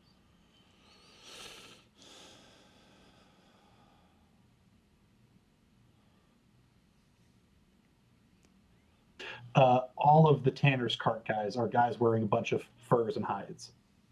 Okay, that's what I was actually just going back through the list. I was like, I think that's what that is, but that's so the Poles group are all in first. Is it just this one, or is it the whole porridge? I just saw him messing with the bag. And he seemed to like, I didn't really catch everything that he did. Well, I hop up and immediately, like, is it just us, the group of us, eating here breakfast? Yeah. As opposed to serving Everybody else is doing their camp breakdowns and stuff. Right. Well, I stop anybody else from trying to eat at the moment. I guess just the three of us. I'm like, with spoons and hang on, guys. And I just hold up the needle and I'm like, eh. And you're all sitting around. You all saw her do this. Right. Yeah. Well, we need to check all the food then and lock it up. Yeah. Does Cespedes have any like purified food, water, anything like that he can do? Let's check. Yeah, that's fairly low level paladin stuff, I think. I think so. Spells. Here we go. Manage spells. These are the prepared. Which, I mean, he can. Let's look at the known. Here we go. Yeah, because paladins can kind of choose from their whole repertoire, can't they? Yeah, all divine casters can. Yeah, purified food and drink. He's got that.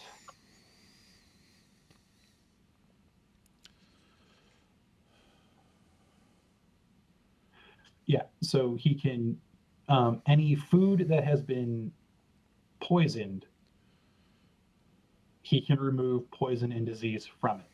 Okay. So, yeah, if he wants to, and he can do this in a 5-foot. Wow, all food in a 5-foot radius. There's no like cubic. Okay. It's usually huge. Yeah, it's basically he stands in the wagon and goes, it's fine now. Yeah.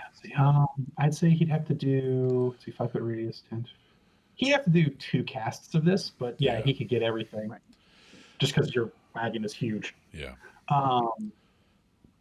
Yeah, two casts, he could probably get it. This would 100% remove the poison, but if there is any, but there was also the trap mechanism of this, he would not be able to remove that.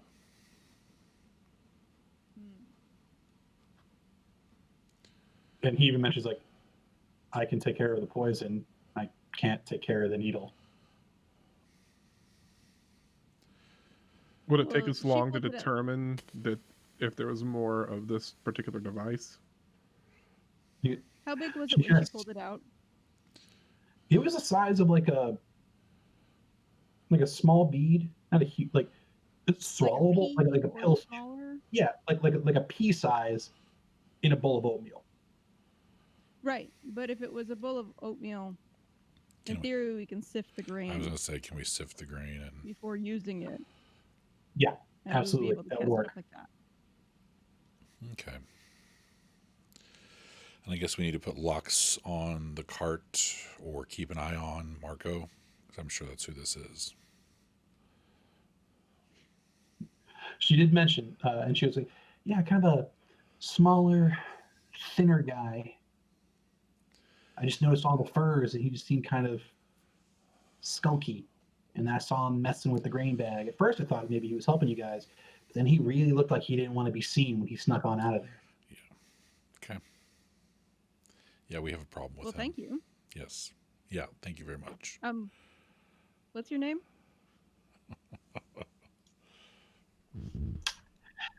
Glimmersleeve. And I have to get going over to my carriage, but I think we can all talk this evening.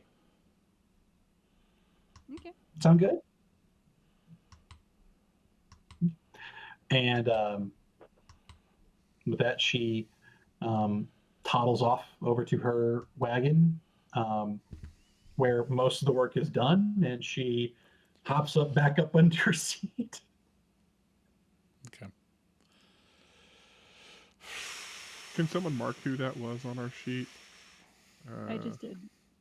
Okay.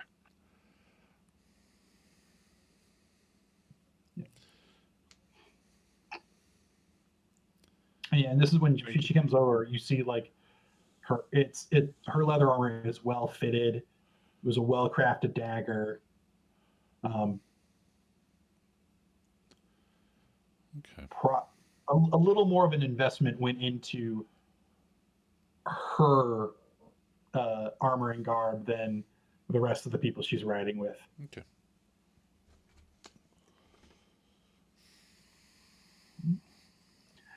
And with that, you all hit the road. Okay. Yeah, we're going to kill him sooner. Sooner than later.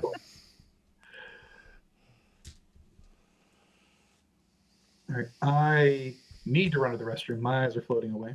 So pause. I'll be back in 30 seconds because I'm a dude. Okay. Yeah, I was trying to figure out a way that my character would really, literally kill him, and there wasn't a reason. Now there is. Well, now there is. Being neutral, I was just happy with aggravating him. But now that he's attempted to poison us. Yeah, and with the gnome's description, I mean, Yeah. it's fairly straightforward of who we're dealing with Yeah. here. Yeah. Now, So- how do we want to deal with this? I mean, are you going to edit this portion out, or are we going to keep it in? I don't know. I think Okay. if it becomes opportune, then I will try to do it stealthily. I was gonna say, do you want to keep it under wraps and just do it, or do we Yes. want to like talk to the tanner or anything like that? Nope. I think we should just keep it under wraps and be done with it. Yeah, there's a lot of wilderness out here. Yeah. So if there's another attack or anything like that, there may be an opportunity to remove him. So we just have to keep an eye out for it. I gotcha. We were just Sounds discussing good. that there was Carradine did not have a real reason to kill him, since I'm a neutralish character, but now that this has happened, it's slam dunk that idea that he's a threat now and has to be taken out. So we're just gonna wait for the opportune time, a slip up, he's out alone, there's a fight, and he gets separated, and then he'll try to be stealthy about it. We're not going to go to the tanner with this or any of the others. So Okay, yeah, that's fine. however you wish to approach it. Yeah. I just think it's really funny you're never. But And I'm gonna start keeping a watchful eye on him at all times. So no more cooking without keeping an eye on where he's going or what he's doing, all that good stuff. okay. Since Cespedes really doesn't care about the cooking, he is going to be once the camp is set up and you guys have started cooking, he's going to be on guard by the food. Okay. And I guess we could turn the cart to where it's facing the fire in the center of camp, so there's no easy way to get in or get out of that our cart, and make sure the trap door is locked. That makes it easier to cook. Yeah, but making Rather sure than that having to the walk around. trap doors are locked from the inside, that sort of thing. So Mhm. making sure no food's being kept outside except for maybe the chickens. When the chickens are let out to do whatever. Yeah. And then keeping an eye on All them right. too. So, yeah, and I discuss it with them in the cart. Just that the ribbing, I was fine with just ribbing and giving him trouble until, to drive him crazy. But now that he's acting on it, it's a different story. So, I mean, you have driven him crazy. yeah. You I think he was already there, though. I think that first night when I rescued the pole kept him from killing everybody. And the way he acted was not worthy of how we treated him. So, and yeah. If it takes like 3 days of just ribbing someone until they want to actually fucking poison you with a stealthy device, then that's he was already there. He was already there. So, yeah. Okay. So keeping an eye on him all the time, taking precautions to make it really hard for him to fuck with shit. And then I guess every morning we'll sift the grains just to be safe. I might take extra time in the cart to actually sift through more of it so that it's not. So once we get it sifted, it's not an everyday thing in case someone forgets or wants to use some and doesn't do it.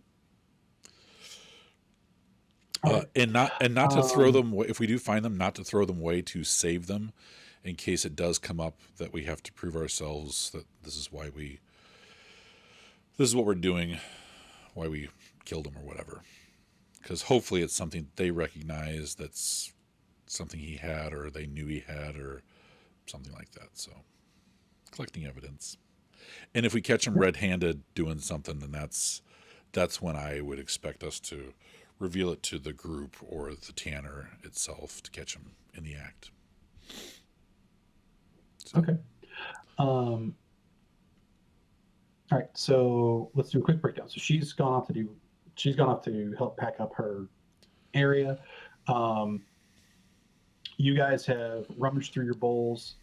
You don't find any more Okay. in the bowl. So when it comes to, so if you want to, you are safe to eat versus Right. today becomes a bacon and eggs day. Right. right. However you wish to proceed with that, just let me know. I would say the next thing is, how do you want to approach today? Do you want to have someone ride in the backup cart sifting? Okay. I'll do that. Seth driving. You're gonna be okay. Yep. Fala, you've already stated that you're riding with your lady. Yeah. So Zell, there is a free horse if you wish to ride around, or As she will take over randomly patrolling / looking around on the horse, since she would have volunteered to do the sifting of the flour, but God, that sounds boring. So she'll take over watch duty. That's all right. I can handle it. you should be like, please volunteer, volunteer. Yeah. It's very meditative for me. I just do mantras while I'm sifting through all this stuff. Okay.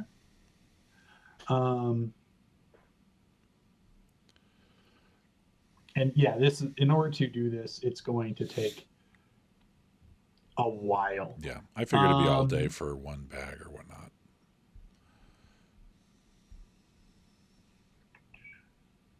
There's only one bag that's been opened. Okay. Um, I was going to ask that too. Like, the other, yeah, the other one, it's pretty. And these are pretty easy to tell. They at the very least, their seals are still intact. okay. And they are, burlap sacks. So they're, you kind of get the feeling that like if he had gone into one of the unopened sacks, there would be a hole or Right. something that's been resewn, and you take and just with your passives alone, you can tell that the unopened stuff hasn't been fucked with. Okay. So roll me a Perception. or survival, whichever you choose. I think perception's higher than that. Okay.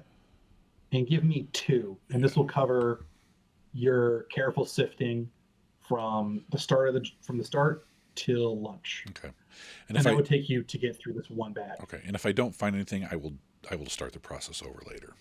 Okay. So that is a 20 for the first roll. Second roll is a 13.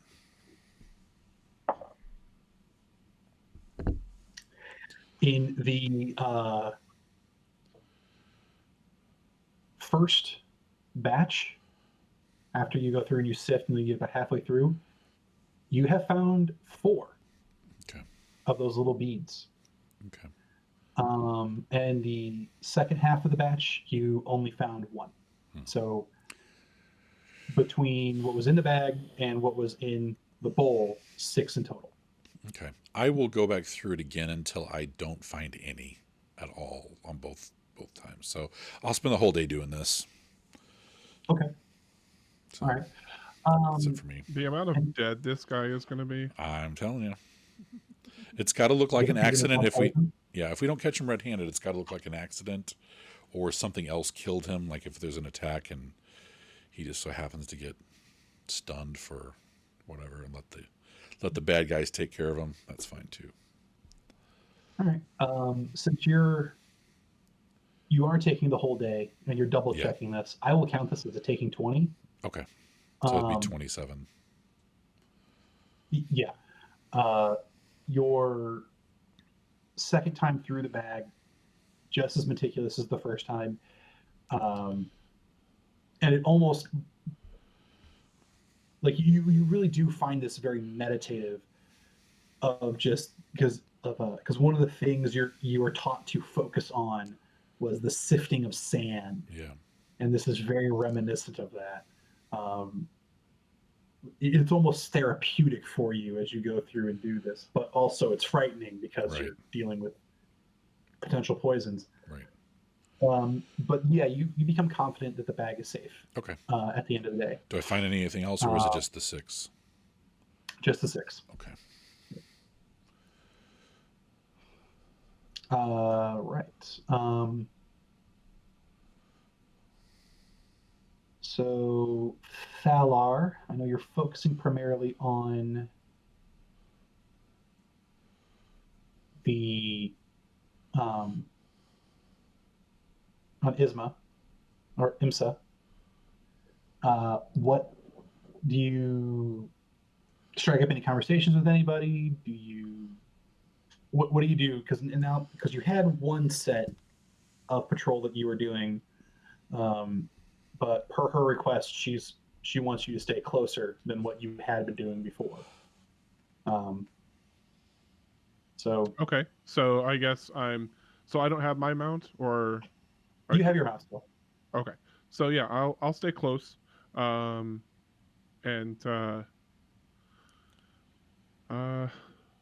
at this point, I'm just going to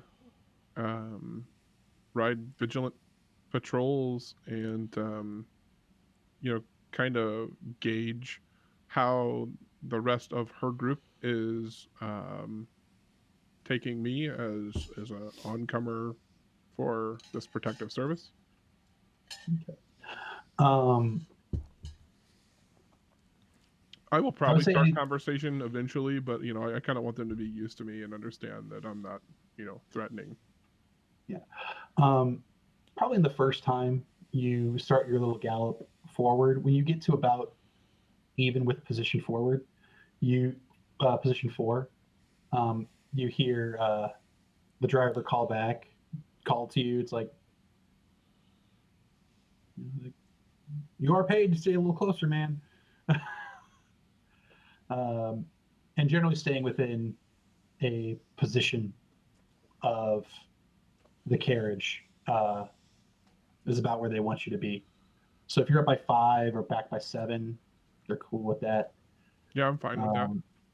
My other question, because I just realized this, did you guys want to stay in position 9?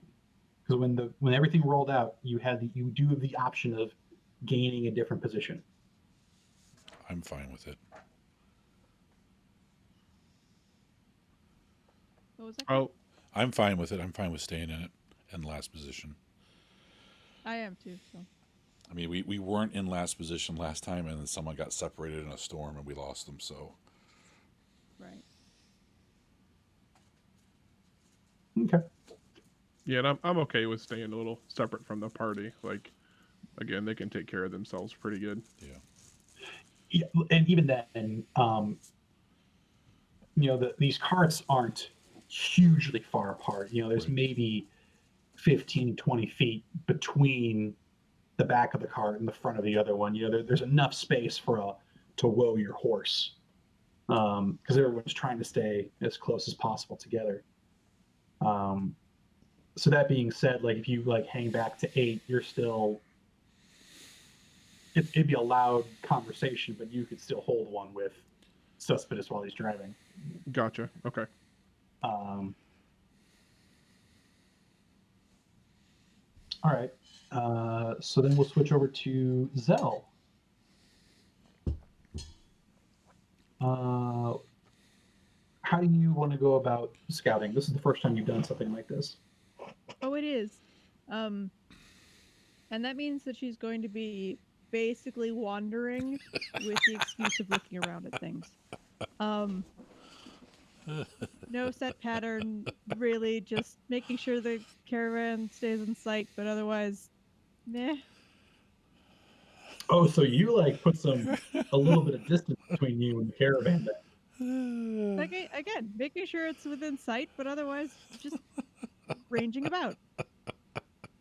Okay. I'm a ranger now. What's that? Shiny. Roll me a perception. 2 days later, Okay. she finds us again. What? Hmm? I kept everyone safe.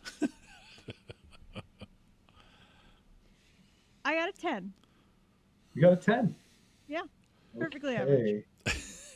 Also, I cast mage armor before I go wandering about in the wilderness by myself.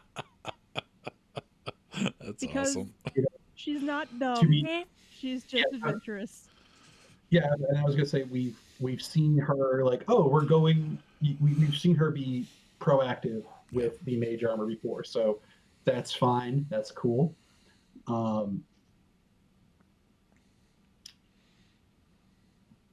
You are within sight of the caravan, but you're still 100 feet away.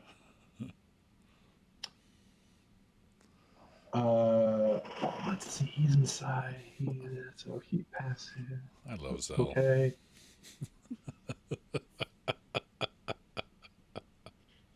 Big birds were casing us the other day. I'm gonna go over there for a while by myself. I can see better from over Yeah. there. I don't know what I can see, but You just want to get a flying mount. We know this. I've been staring at the same caravan for 3 whole days. I want something to do. Falar. You, out of the corner of your We're eye, missing somebody. and I do mean corner, because your passive is a 15, and they rolled a 15 on the stealth. So Okay. You see it.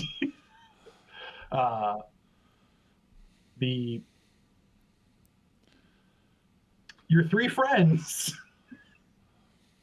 descend upon Zell. Oh, shit. She's getting a mount.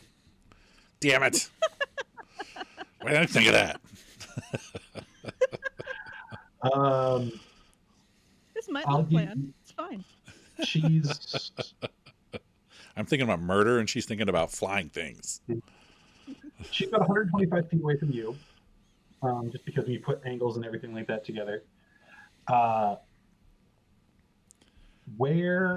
you have enough time to spur your horse and shout. She's making friends. I have enough time to shout. Yeah, because they are you kind of like see that shadow swoop. You're like, oh yeah, those things. And you look up, you're like, oh no, as they're just Caw.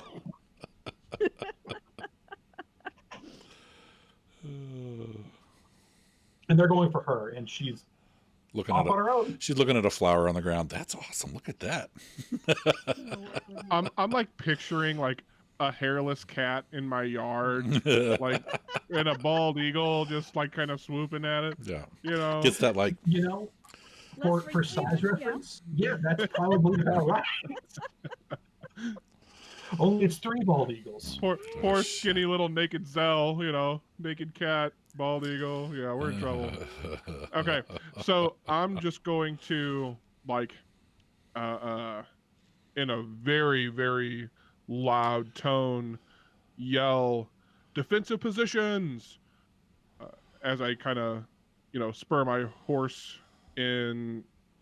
I'm going to stay between the carriage and them, but I definitely want to get a better bead on what's going on. But I want to shout, yell enough where everybody in the caravan can hear, or at least get the message to the other people that can't. Okay. I'm just looking at your thing, and yeah, you have a short bow. So what you know is that they are within your range, but you'd be rolling at disadvantage to hit them from where you're currently at. With my skills, I shouldn't. Let me see here. Yeah, you have a great shot. I will fully admit this. All right, so we're gonna go ahead and we're gonna fall into initiative. And because, like I said, they are so high up, it does in fact take a turn of their double move, and they're still not quite on top of Zell. Now they're like 10, 15. They do a double move as they're swooped down, and now they're like 15, 20 feet away from her. Still flying. But yeah, let's hit some initiatives here.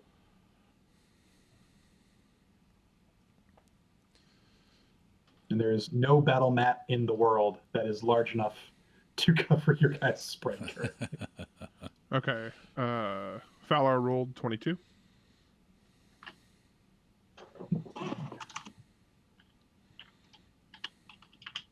Okay. Zell has really never seen this kind of flower before, and she got an 8. Okay. You do hear Fowler yell, and that's where he's like, Right, but I look over at him instead of up at what's coming down. Yeah. yeah. Nice. That's why it went from here to here and not to Yeah. here. All right. Carrion, what'd you get? Nothing. I'm in the cart doing my thing unless someone's banging the cart. Yeah, I'm doing the Suspect is out there, so he will roll. unless he bangs on the cart, I'm probably not hearing anything. That is hysterical. In a cart that's loudly like grinding and rolling inside and keeping very close attention. And you like occasionally try to use the motion of the cart Yeah, to help to aid with the sifting and the... What's dumb is that her passive perception is great. It's just that she rolled like shit. So. Yeah. She's got a +5. She just rolled a 5 Yeah, somehow. that happens. Yeah, that's fine.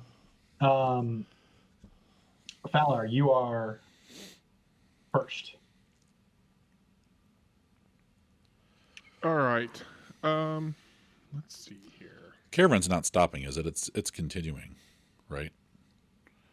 Yeah, so far it hasn't pulled over. Okay, that's what I figured. Let's see. So they're more than 100 feet away from me. Yeah, a little over 100. Okay, so I cannot. Yeah, I think it's 125. That's where I put I it at. can't cast Hunter's Mark, but I can just straight up attack. And I don't get disadvantage because I have Sharpshooter. There you go. I was literally just looking at the range of the weapon. So yeah, Gotcha. there you go. Yeah, it's been a little while since we've shot anything or hurt some. Okay, so I guess I am going to shoot. I mean, the bow that I'm carrying is my Mel's Acid bow, so I am going to take a shot with that. Okay.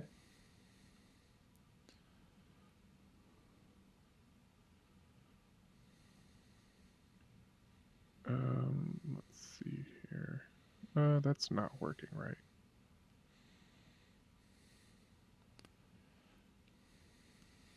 Okay, that was a natural 20. With my Nice. +9 to hit, it's a 29. Yeah, you hit it. Yeah. So it's double rolled damage? Is that what it was? It's been a while. Yeah, it's double dice. Double dice. When you crit, you double dice, not numbers. And then just one of your modifiers. Okay, and then it gets the 44 + 8. Let me roll that.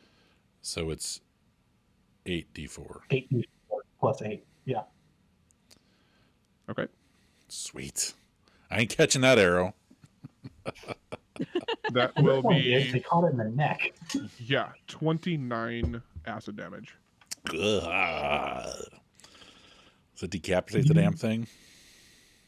No, but you like with its like flap as it was coming down, like because it kind of like birds as they descend, they kind of like start flapping out in front of them. This arrow, you time it just right to where it goes through both a wing and then buries itself into this thing's neck. It lets out literally a gurgling shriek, but and it starts to like veer off course, but it doesn't like start to free plummet or anything like that.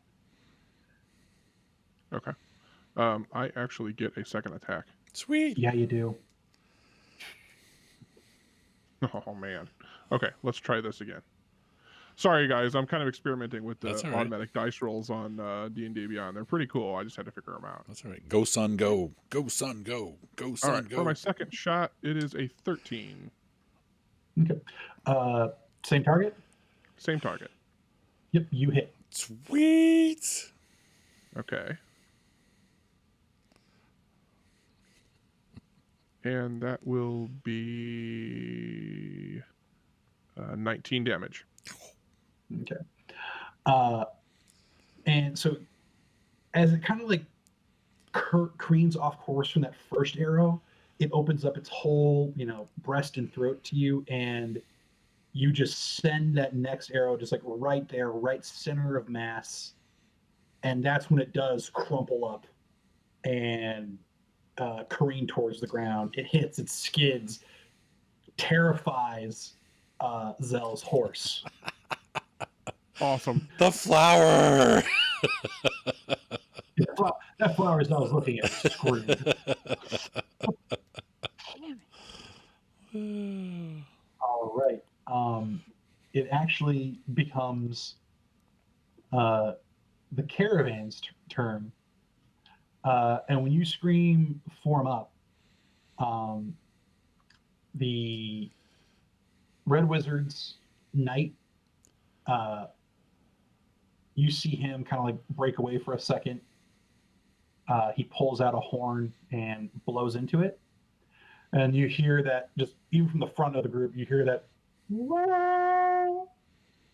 sound, and anyone who's been traveling with him, they all do. Like the caravan does start to curve up on itself, forming that little wagon train.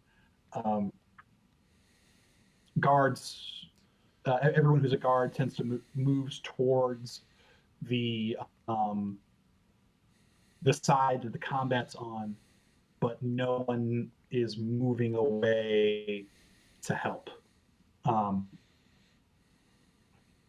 like you said, defensive position. I agree. Next are the Puritans. The Puritans. Yes, the Puritans are attacking the witch. Goddamn Puritans. Freaking Puritans every time.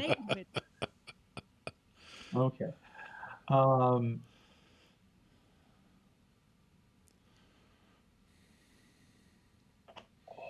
That's gross. Okay. And yeah, so they're and both of them seem to be like they as they get close to you, they drop their haunches, they push their talons out, and they both just kind of like try to try to hit you with them. The first one rolls a 21. Ooh. Give me a second. I have. I mean, that hits. I was trying to figure out my actual AC. It is less than that. But I am Okay. also going to actively cast Shield, which means that it doesn't hit. Oh, okay, Because cool. I can So you're react when I get hit to get an extra +5 to my AC for the round, and that makes it 23. Nice. all right. That's good. Did you say that there was 3 of these? I'm sorry. Yeah, there were 3. Okay. Now there are 2. You solidly took care of one of them. I'm not kidding. 4 more damage, and you would have one-shot that first one. Wow. Nice. And so the first one, its talons sink into it's about to hit you.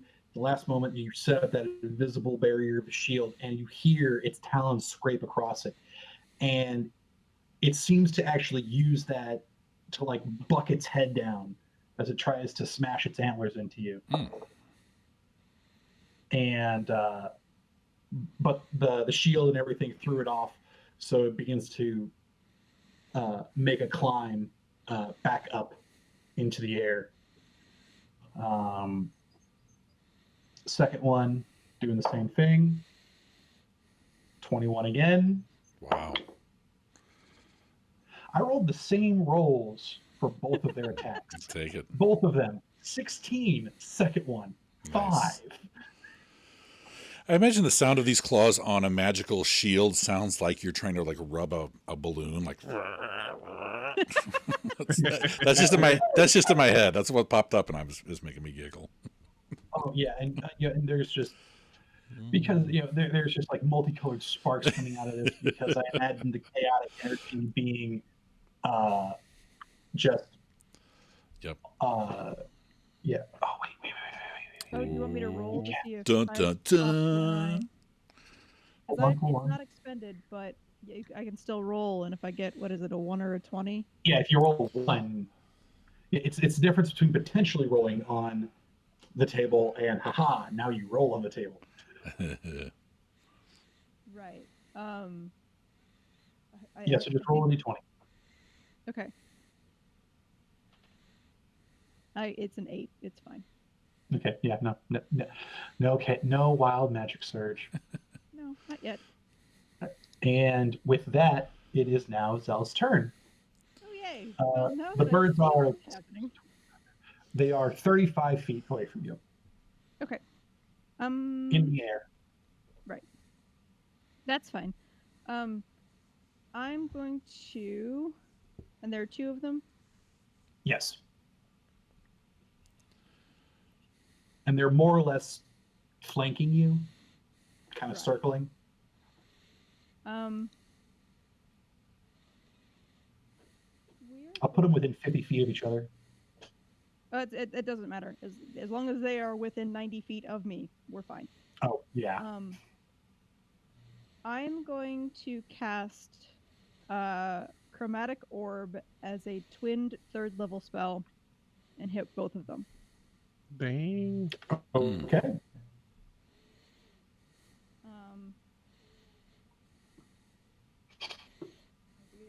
I haven't had to use this many dice for this game yet. Hang on, let's see. It's gonna be cold damage.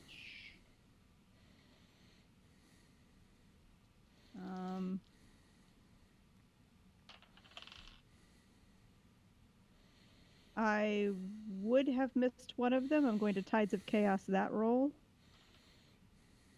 I still missed, but it wasn't a 1. Okay. And fuck me. What was going to be epic did not hit anything unless they have an AC of 6. No. 10. Yeah. They do not have that low of an AC, unfortunately. Nope. And the other thing, real quick, potential wild magic surge. I need that roll. I just did that. Didn't happen. Okay. But now because Tides of Chaos is not there, now I can make you. It will be automatic when I cast another. Yeah. Yep. All right, cool. So, Zell drops the reins. She starts making a big circular motion with her hands and just flings out, and these two just blue crystal balls just zing off, and the Puritans both just kind of bank, allowing for the balls to go wide.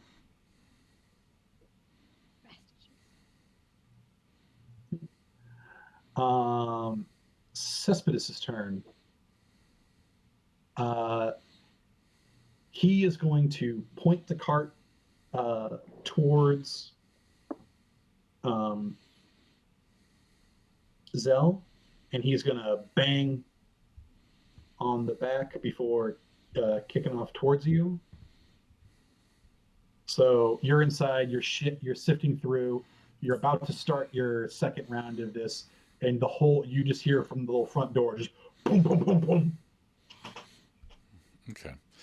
How fast do? Stop what I'm doing carefully so I don't mix anything up. Stand up, make sure it's all secure, and then pop my head out of the trap door on the top. Okay. Is Cespedes like driving the cart towards Zell? Yeah. Oh shit. That's what he would totally do. Yeah, he would. Yeah. Hold on, Carradine. There's no road. All right. So it's 40 feet. He's got to drive. So he makes it about 60 feet towards Zell this turn. Carradine, you pop your head out, and as you're doing so, there's all of a sudden a big giddy up. You're like, you like hold on for a second. Okay. And it's very obvious. You look out in front of you, you see Zell on her horse, and there are two of the Puritans just circling her, looking for their next attack. And one of them lays dead at her feet. Okay. Or at her mount's feet. At your mount's feet. No, don't kill my horse. Cast shield on the horse. I could cast mage armor on the horse. Awesome. I can't cast shield on it, but Then I'm going to slowly climb out onto the top and hold onto the rails as we're heading toward them. Yeah, I'll let you just do that this time because you're taking small actions. So we're going to go back to the top of the order. Valar, it's you.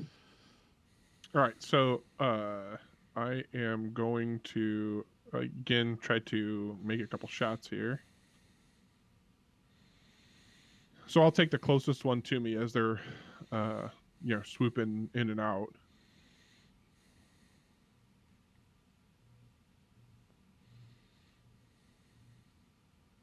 I got a 14 on my first shot. Hits.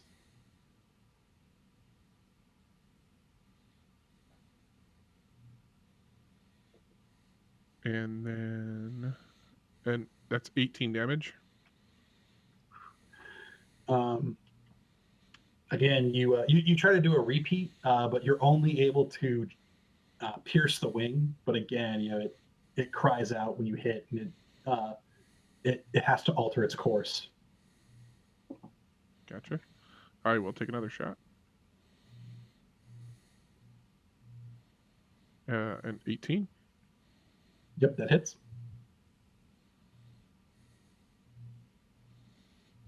Uh, 16 damage. And again, it's that 1-2 as it starts to correct its course. It exposes its neck, and you bury the arrow right at the bottom of the jaw of the beak, up into its brain.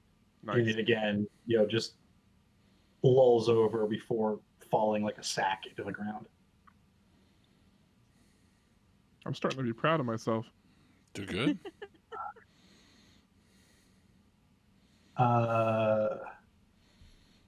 The caravan is continuing to tighten itself up. And you guys know, you've seen how long it takes to circle up for the evening. It takes a few rounds. So it now goes to the Puritan's turn. It's going to make one more attempt trying to get a meal.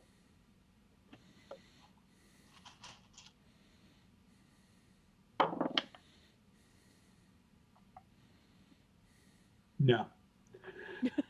It's a real, haphazard attempt. And as it does that flyby again, it doesn't even bother to gore with the horns this time. And it begins to make its ascent up and away. But even then, it's still within 25 feet currently. So it is now Zell's turn. Its back is to you. Yeah. She's gonna cast another chromatic orb at it because she's really mad that first one just completely missed everything. Okay.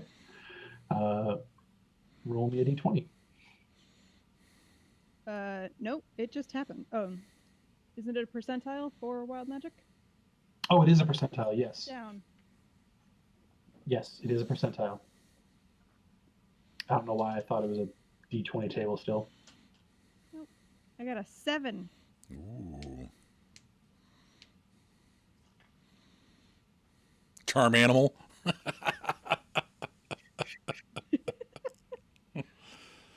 Charm all flying animals. Not quite. No, charm. You do in fact cast a ball. You cast fireball at 3rd level, centered on yourself. Wow! Oh, shit. So does that supersede any spell effect I otherwise cast? My horse! Or do they both happen? I think they both Horse. happen. My horse. I want a new horse. I will owe you a new one. Daisy.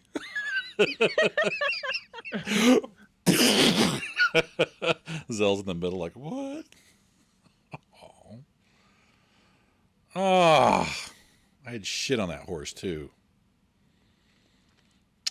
Not anymore. All it says is, it says that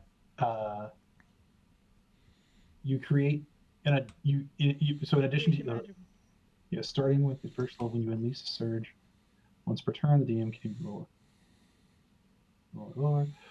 a magic search table to create a magical effect.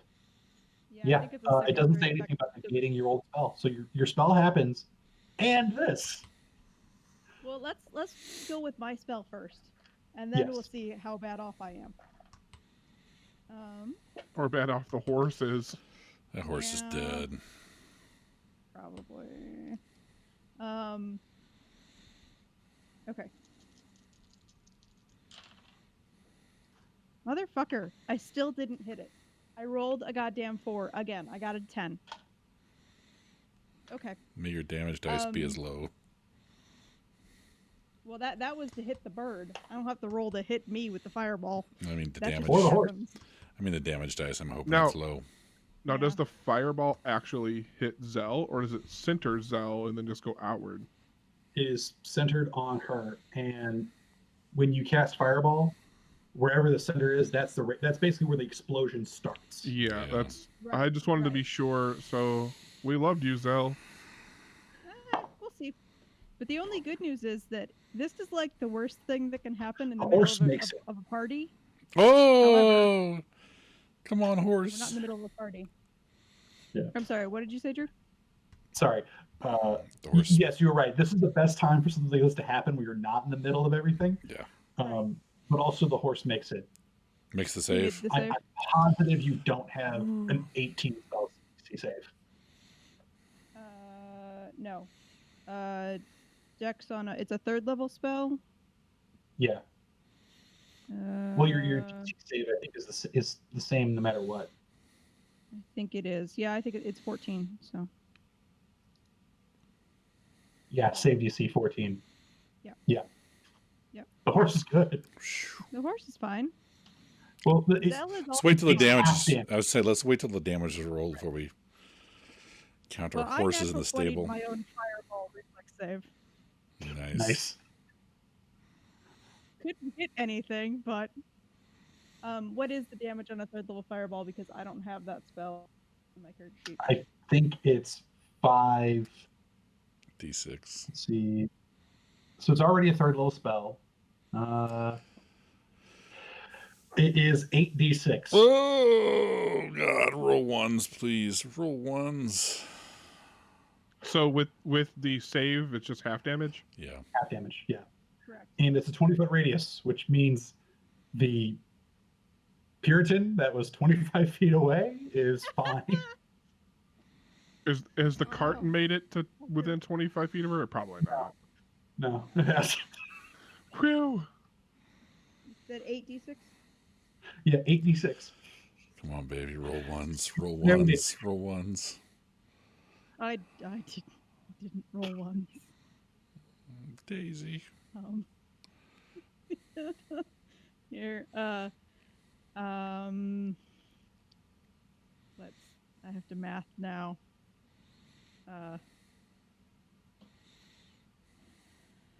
10, 20, 30, 7, 37.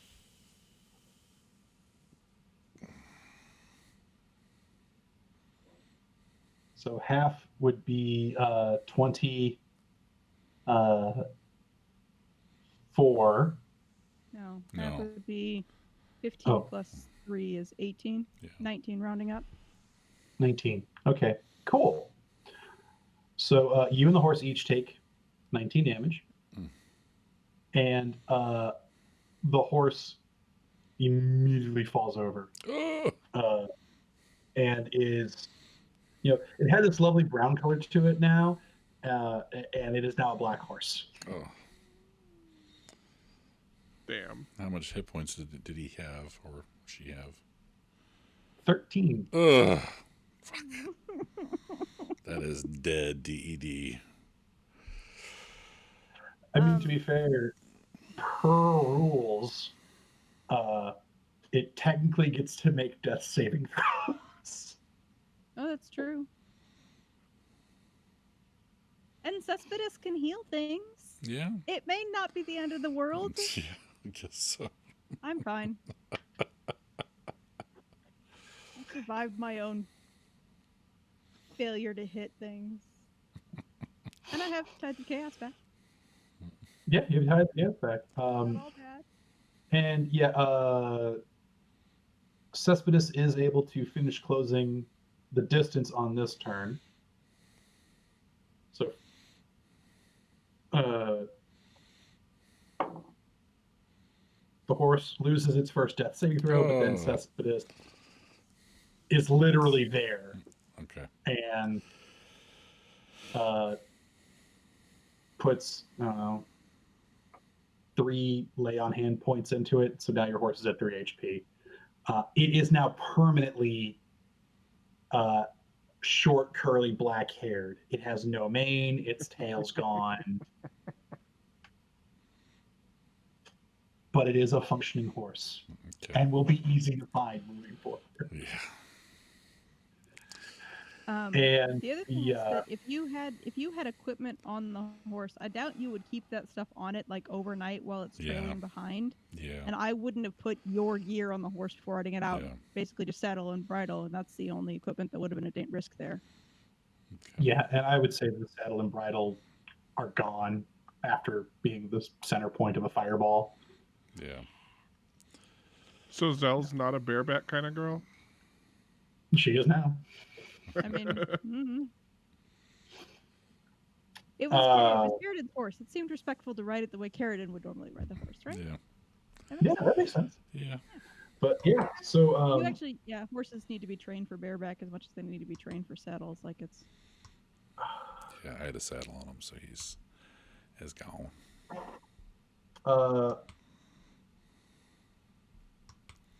I will give Falar, if you want,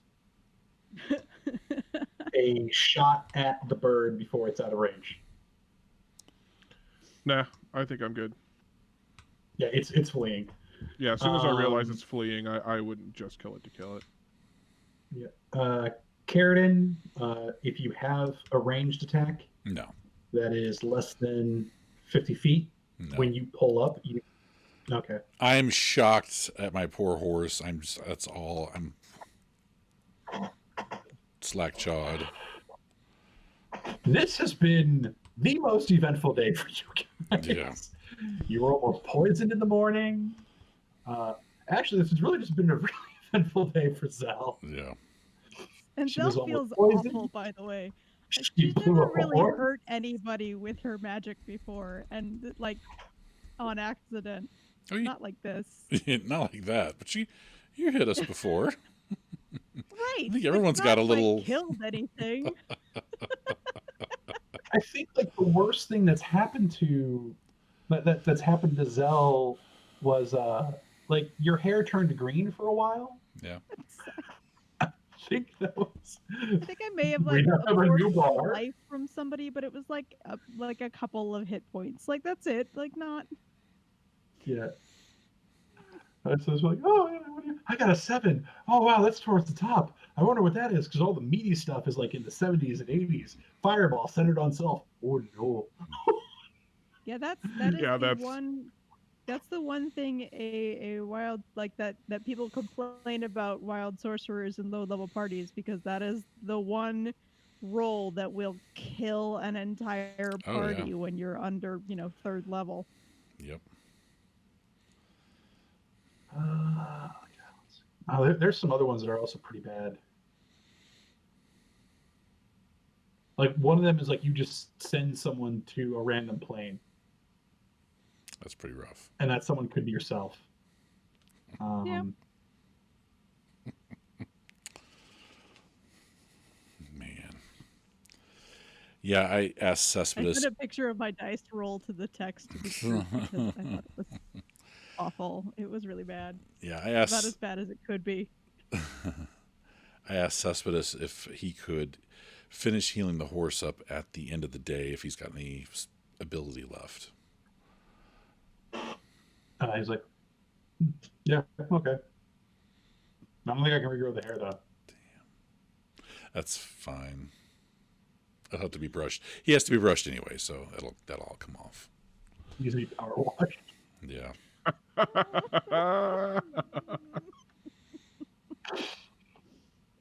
That's brutal. Yeah, after playing Red Dead Redemption 2 for the last 2 days, like caring for my horse has become a thing. So now I'm like, Yeah. I have to brush him now and pet him and make sure he's Find a okay. curry comb and yeah. I remember playing that, and I actually found that white Arabian in the wild. Yeah. I was so happy I found that. It was Yeah. going great, and I had the best saddle on it, and I had the best stats on it. And then, Wolves. no, not wolves. One of the things I had to do was I had to chase the guy, and he ran onto train tracks and started running along them. So I started riding along them, and then just out of nowhere, just because like I catch him and they're going through like the dialogue that he's talking, and then just train. That does it. Yep. And it obliterates my horse. Yeah. I'm just like, Yep.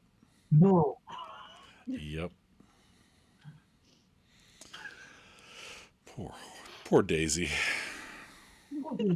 Daisy doesn't feel too good right now. No. I don't feel good either. If Carradine is right, I don't either. And if Carradine is there to take care of the horse, Zella is just kind of dejectedly going over and climbing up in the shotgun seat of the wagon and sitting there very quietly, like a small child who has done something wrong and knows it. Cespedes kind of pats you on the head, like accidents happen. I didn't even hit the bird.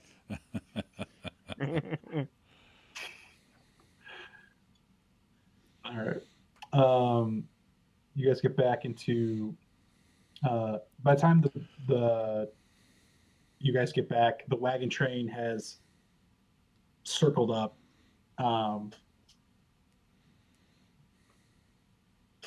And this is when that knight, who's like the self-appointed leader, is like, "What happened? We saw an explosion."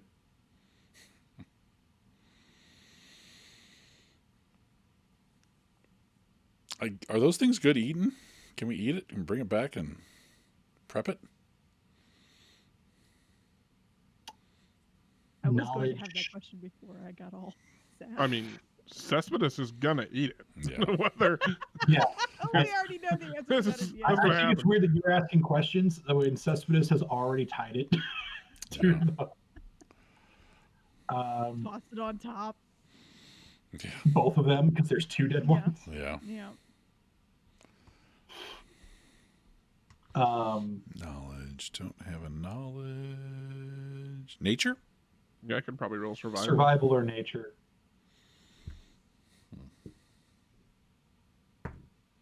I rolled a 9 for survival. Wow, with a +5, I rolled a 7. Ooh, I got an 11.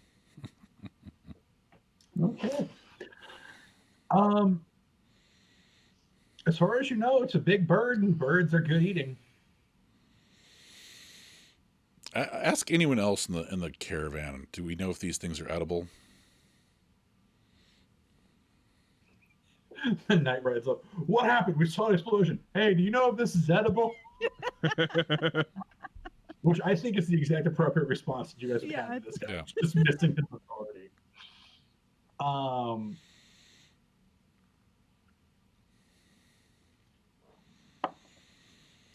The Tanner speaks up and just goes, "My boys will try it if you don't." I Okay. think Cespedes starts growling. Well, there's two of them. The, Cespedes could have one whole to himself. Right? The exotic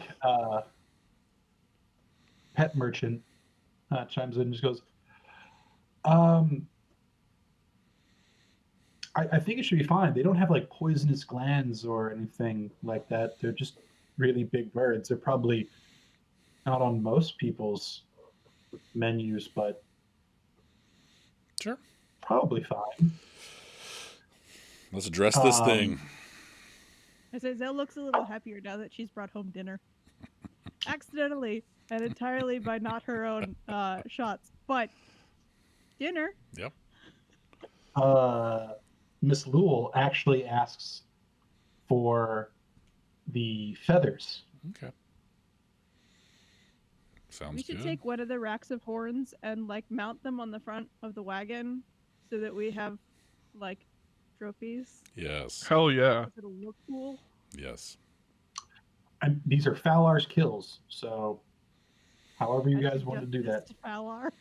Oh, I immediately offer them up to whoever wants to do anything with them. I'm not concerned. I'm just happy that I got to show off some skill in front of my new employer. Yeah. Is it It's actually survival? most of the reasons Dilla's upset. Is it survival to dress the thing and strip it? Yeah.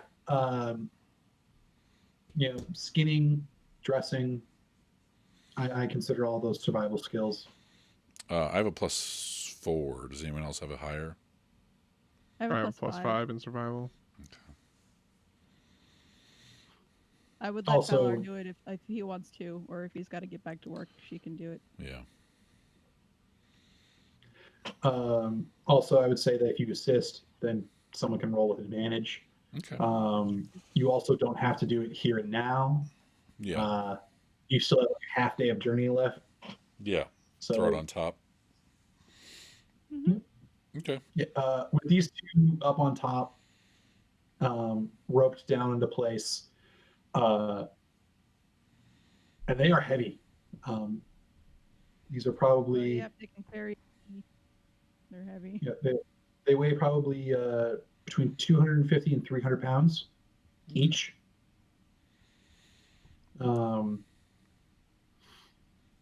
But yeah, have you tie them down and 4 they and a take half up. horses. What's up? But we have 4.5 horses. Technically 5.5. 5.5. Yeah. Yeah. Yeah. But with the wagon. Yeah.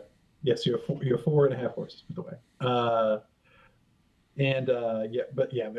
They're your horses. You have 4 draft horses and 2 riding. Yeah. The draft horses are more than capable of pulling this. You do move a little bit slower with this extra weight, but you're still able to keep up just fine.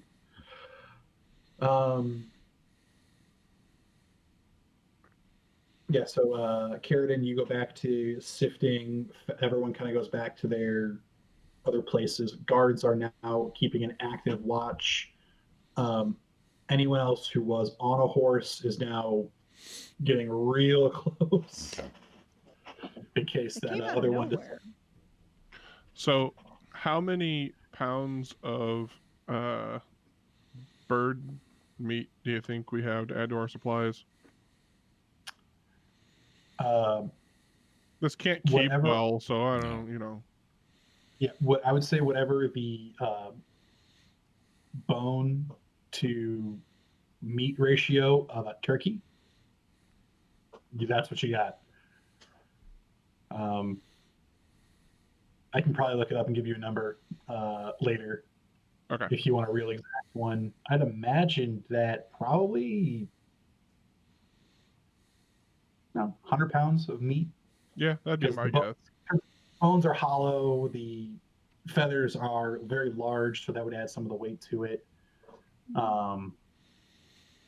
Yeah, sounds about right. How do you Just under spell? half of it. How do you spell what those kind of birds are? P-E-R-Y-T-O-N. Yeah, PerYton. Michael. And they're called peritons.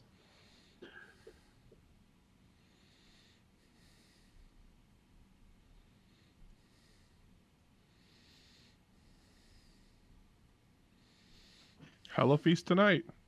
Yeah. Yeah. This is just a fun fact that was just found over here because I was looking at these guys. Unnatural hunger. A periton's reproductive cycle depends on the heart of a freshly killed humanoid. Oh, I don't feel bad anymore. Not that we know that, but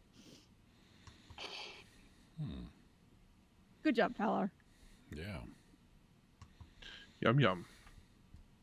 Hopefully, my employer got to see that whole deal, and maybe my status increased with her.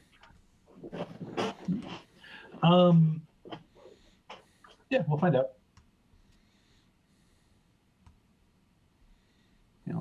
Look at that later. Yeah, so we'll kind of fast forward here a little bit to the evening because we have hit 10 o'clock, and I want to at least wrap up on a night. Okay. So for the evening, now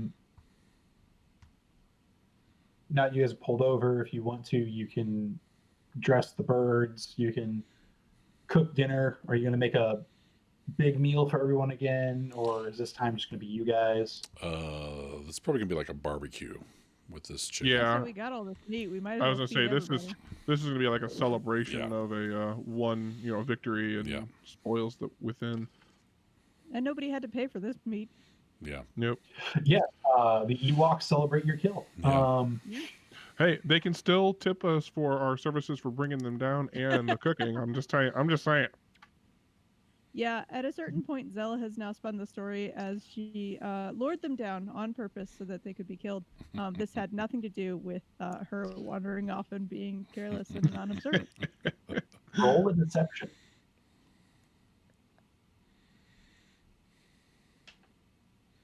Tides, Okay, absolutely. not natural, but a 20. Oh, okay. Everyone's buying it. They're like, "Oh, wow, really? Okay, this is something you guys planned from the beginning." Because I saw them the day before, and I knew that they were scavengers, and they could be lured down by somebody far away from the caravan, and yeah. And they could also potentially be dangerous. Yeah, one of the halfling that's been riding on the back with Falar, he kind of looks and goes, "You should have told us you were planning to bring it down. We totally would have helped then, as opposed to bunkering up."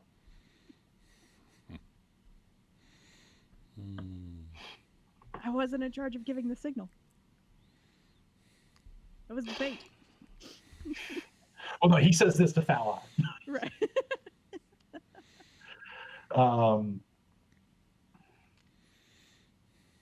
Cespedes very sorry gets, about your horse, though. Cespedes spends his evening with the world's largest turkey leg, just going ham on that.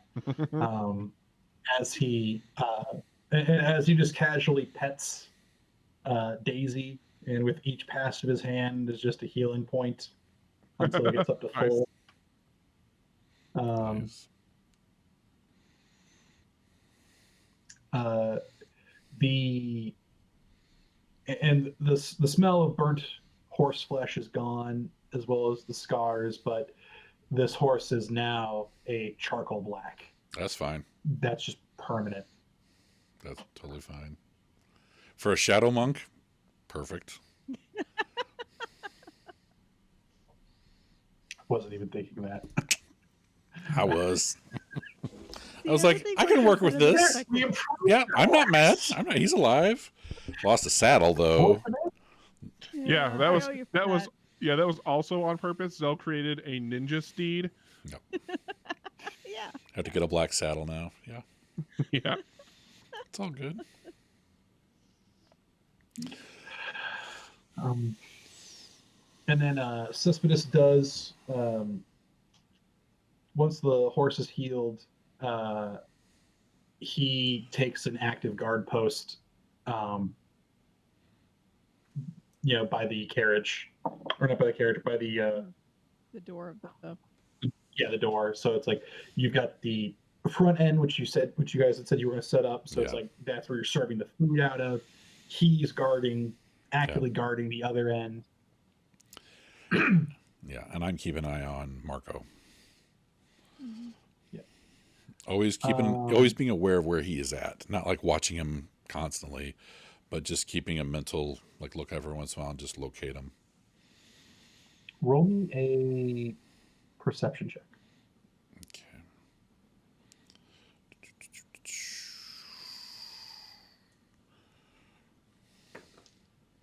That is a 13. Okay. Yeah, you're able to keep a pretty good beat on him where he moves throughout the night. He doesn't come up to get any of the kill, but one of the other guys brings him over like a slab, and he eats that. The pole does snag a whole leg. Okay.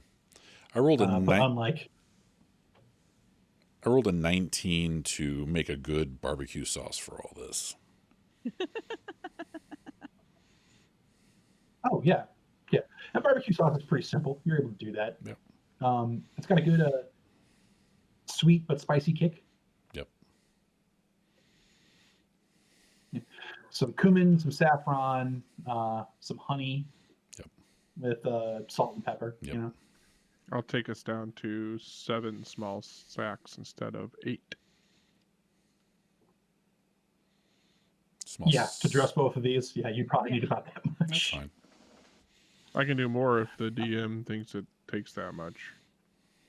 No, I mean like you really, because if you think about it, when you make like even a family-sized dish of things, you generally use like a pinch or like a teaspoon. So.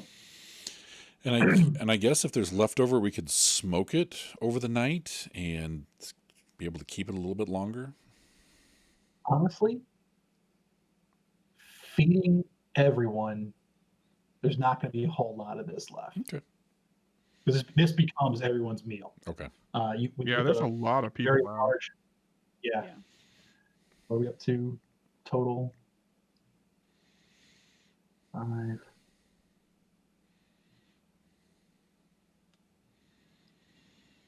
What about 2 pounds each for each person to really just go crazy, except for the halflings.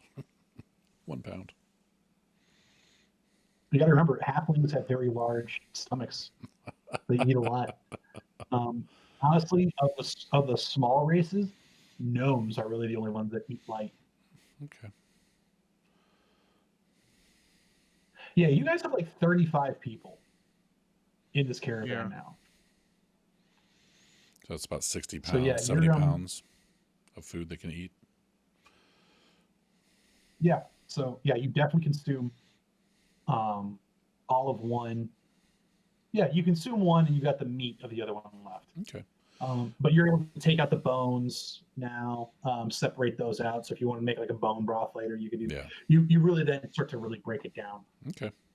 For minimal waste. Yeah, Sounds good call. good. Or you could do this all again the next day.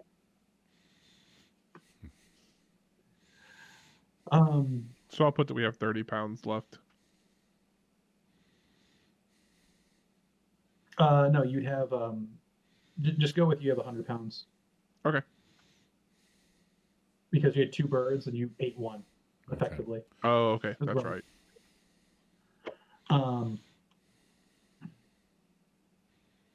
And then so you as you're getting later in the evening and everyone's eaten and have kind of gone back to their own carts,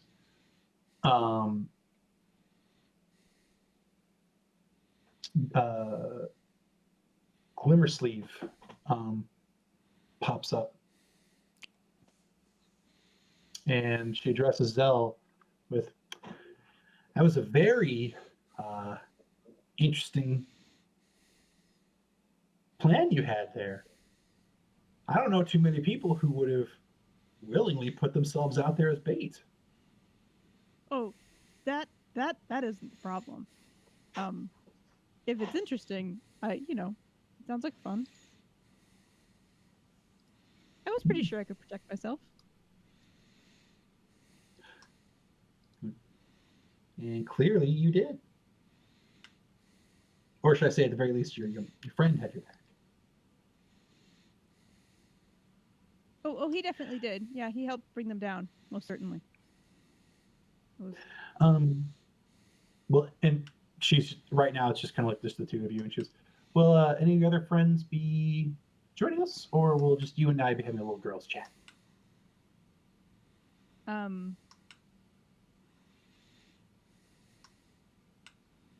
mean, Ugh, sorry. Back at breakfast, she had said she would come back and she talked to everybody, right? Yeah, she's Like just everybody approaching was you. there for that. Right. Yeah. I mean, we can round everybody up unless you just want to have a girls' chat. Doesn't bother me. It'd probably be best if we got everybody. Okay. Hop up from where I'm sitting and go. Although, yeah, Cespedes is still behind the wagon, I'm sure, guarding things. I would probably gather everybody back there. Okay. Yeah, as you go grab Carradine and Valar, she walks back there and waits with Cespedes. Mm-hmm. As you guys get shot, so how are you all faring?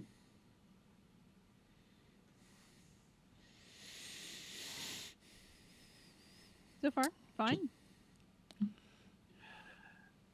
So, cutting a little to the chase, we don't work for the same people, but we're on the same side.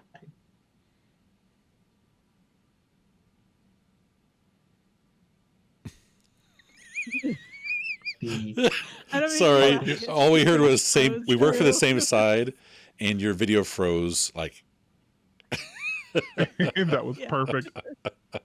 Nice. it was a very Okay. dramatic pause, though. Right. And the thing is, like, all What's of you were happening? like, I thought you were all sitting really still. Because no one was blurry, no one was like mid motion. You were all like, We got to get you a cord, man. You gotta plug directly in your router. yeah. I still haven't been able to get out. That's all right. I'll make it. So, backtracking. She goes, we don't work for the same people, but we are all on the same side. I know the Harpers have asked for your assistance with figuring out who here is with the Dragon Cult. Okay. And to show my,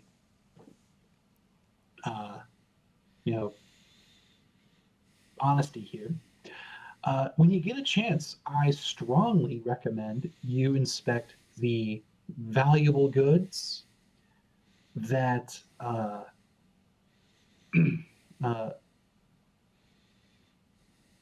Samardag is transporting.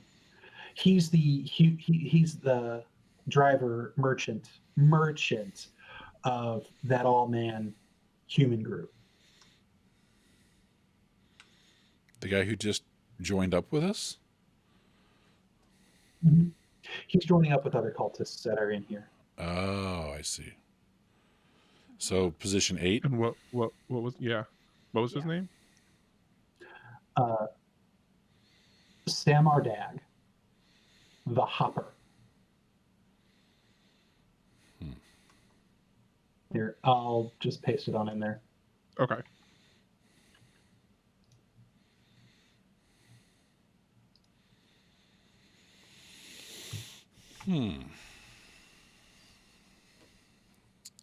I would have spelled it with 2 M's. Okay. I've been watching him and trying to see if he will make contact with anyone else, but so far he has not. Okay. That's interesting. But he and all of his guards, they are cultists. Nice. And the people who I've been employed by have they have an aversion, I guess you could say, to Tiamat coming in and taking over. Yeah. Pretty sure most of us do. From everything I've heard about Tiamat. Are you the only one in your group, or are the rest of them aware of what's going on? No, I'm not actually with them. I got, they, excuse me, they had an ad out for, needing an extra guard, and a tiny blade is effective as a large one.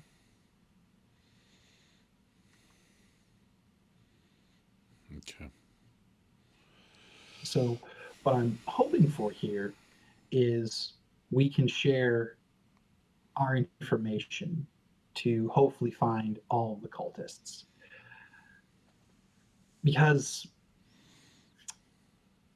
the people I work for want this resolved one way or another. I've convinced them to let me get the innocent ones out of the way. But if they're not out of the way before we hit Dragonspear, the whole caravan's going down. Okay. Oh. That's the castle coming up, right? Yes, it's 4 days away. Well, that's a much shorter time limit than we had thought of. Okay, good to know. Yeah. Do you have any suspicions of any of the other groups? Well, the group with the furs scream thug. So either they're very dumb or they're just assholes. Currently, in our experience, so far, assholes. I mean, not the pole. And she looks directly at Carrot and like she's like, not so much him, but the rest of them. Could be. I mean, they could all be the same. Do you have any insight on the Wizard of Thay or any of the people in his group? They're keeping extremely secretive and secluded. Have you seen the wizard yet? Because I haven't seen him at all. We've seen him in passing, like getting out of a cart. I would say I thought we'd glimpsed him getting in and out and into the but not ever really seen him. Yeah, I haven't. The exotic guy has been very standoffish, so he's another suspect. I don't know if did somebody just say that? I'm sorry, I was filling out the thing. Did anyone else? No, just that you'd seen the Wizard of Thay like in glimpses here and there. Yeah. So the wizard's been standoffish, and his whole group has been very tight-lipped. But this guy running the exotic animal cart seems to just be a dick, just an asshole. And his guards don't seem like they're in on the same thing, so I don't know if they're all in on it or if it's just him or what. But he's somebody else to keep an eye out for. Yeah, and his hired guards, the half elves that are with him, seem to just be mercenaries for hire, not someone right. In a cult. Right.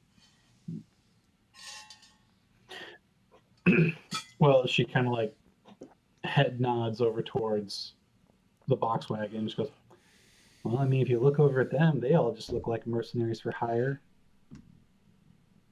Very true. The only reason I know that they are, in fact, cultists is because of what I overheard them talking about in Boareskyr. Mm. And it's thankfully I was able to overhear that and get a solid lead. Otherwise, like I said, the higher ups were going to just knock out the whole caravan. Mm. Well, so what about the you just got employed by a very fanciful lady, Mr. Ranger. Anything you've been able to glean from her or her people? As of yet, they've been fairly secretive, but I'm still not sure.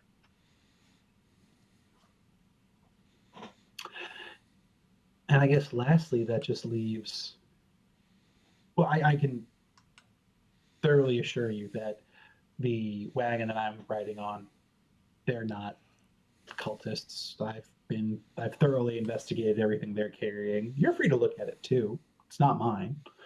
Um, but any idea about that um, elf merchant? She's been very nice and helpful. I haven't gotten any cultist vibes off her at all. So again, we're in the position of either she's very crafty or she's what she seems to be. Pretty much. Yeah. And the so Glimmersleeve starts to really chew on her lower lip and starts tapping her foot just a little bit.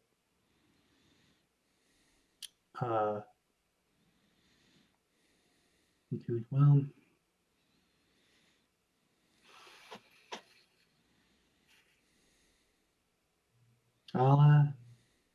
I'll see what I can't find out.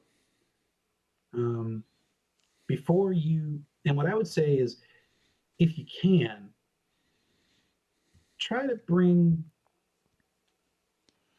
the ones that you've vetted fully enough into the back of the wagon train. I don't know if we fully vetted anybody. Away once they get attacked. I'm aware, and I'm aware that we only have a short time, but you don't want to be at the front. Okay. Well, thank you for the information, little one. Yeah.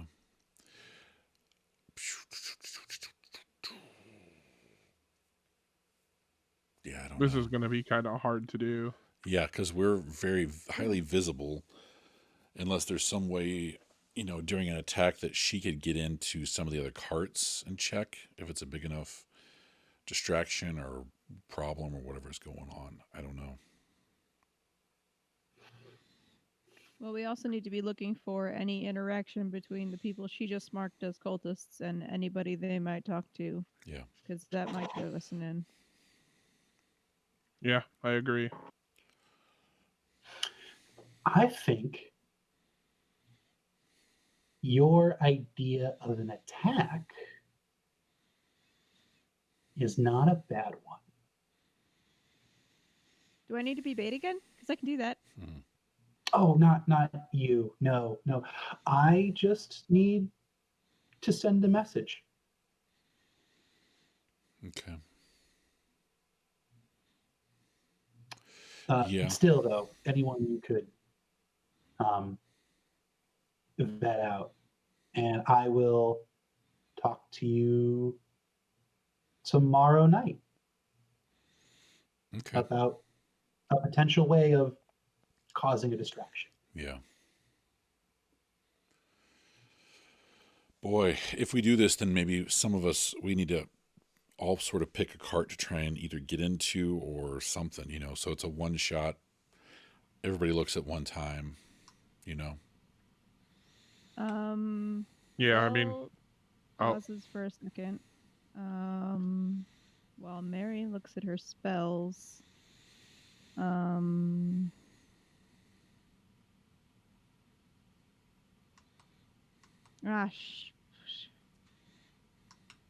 Does unoccupied mean by people or by things?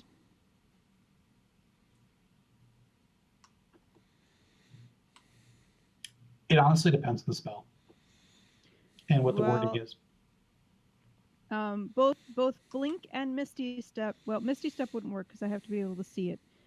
But, no shit, I'd have to be able to see them all. Never mind, that doesn't work. Because she can teleport. But she has to be able to see where she's going. Yeah. So I'm assuming that means she can't teleport into an enclosed space. No, that would take a dimension door or teleport spell. Then never mind. She gets that look where she's like, never mind. Wouldn't work. And I have like a minor illusion that can create. It's very limited, but it can create a loud sound, up to 30 feet away. And it lasts for a minute. I mean, it can create a sound from it can range from a whisper to a scream. It can be my voice, someone else's voice, a lion's roar, a beating of drums, or any other sound I choose. It continues unabated throughout the duration, and you can make discrete sounds at different times before the spell ends. All right. Well, her current idea is to. Well, here's where we're going to end tonight on. Basically, the idea of sleep on it, and you guys can have breakfast together to decide a course of action to try to get in and mark people. Yeah. Okay. All right. Sounds good to me. All right. It is 10:30. I've been up since 5. Yeah. I need to I go have to homework to bed. do. This has been a production of Gaming Without Gaming, all rights reserved. Gaming Without Gaming's logo music is by Kevin Macleod. D&D intro and closing music is by bensound.com. Find us on Facebook at facebook.com/gamingwithoutgaming. Like, comment, share, subscribe, and thanks for watching.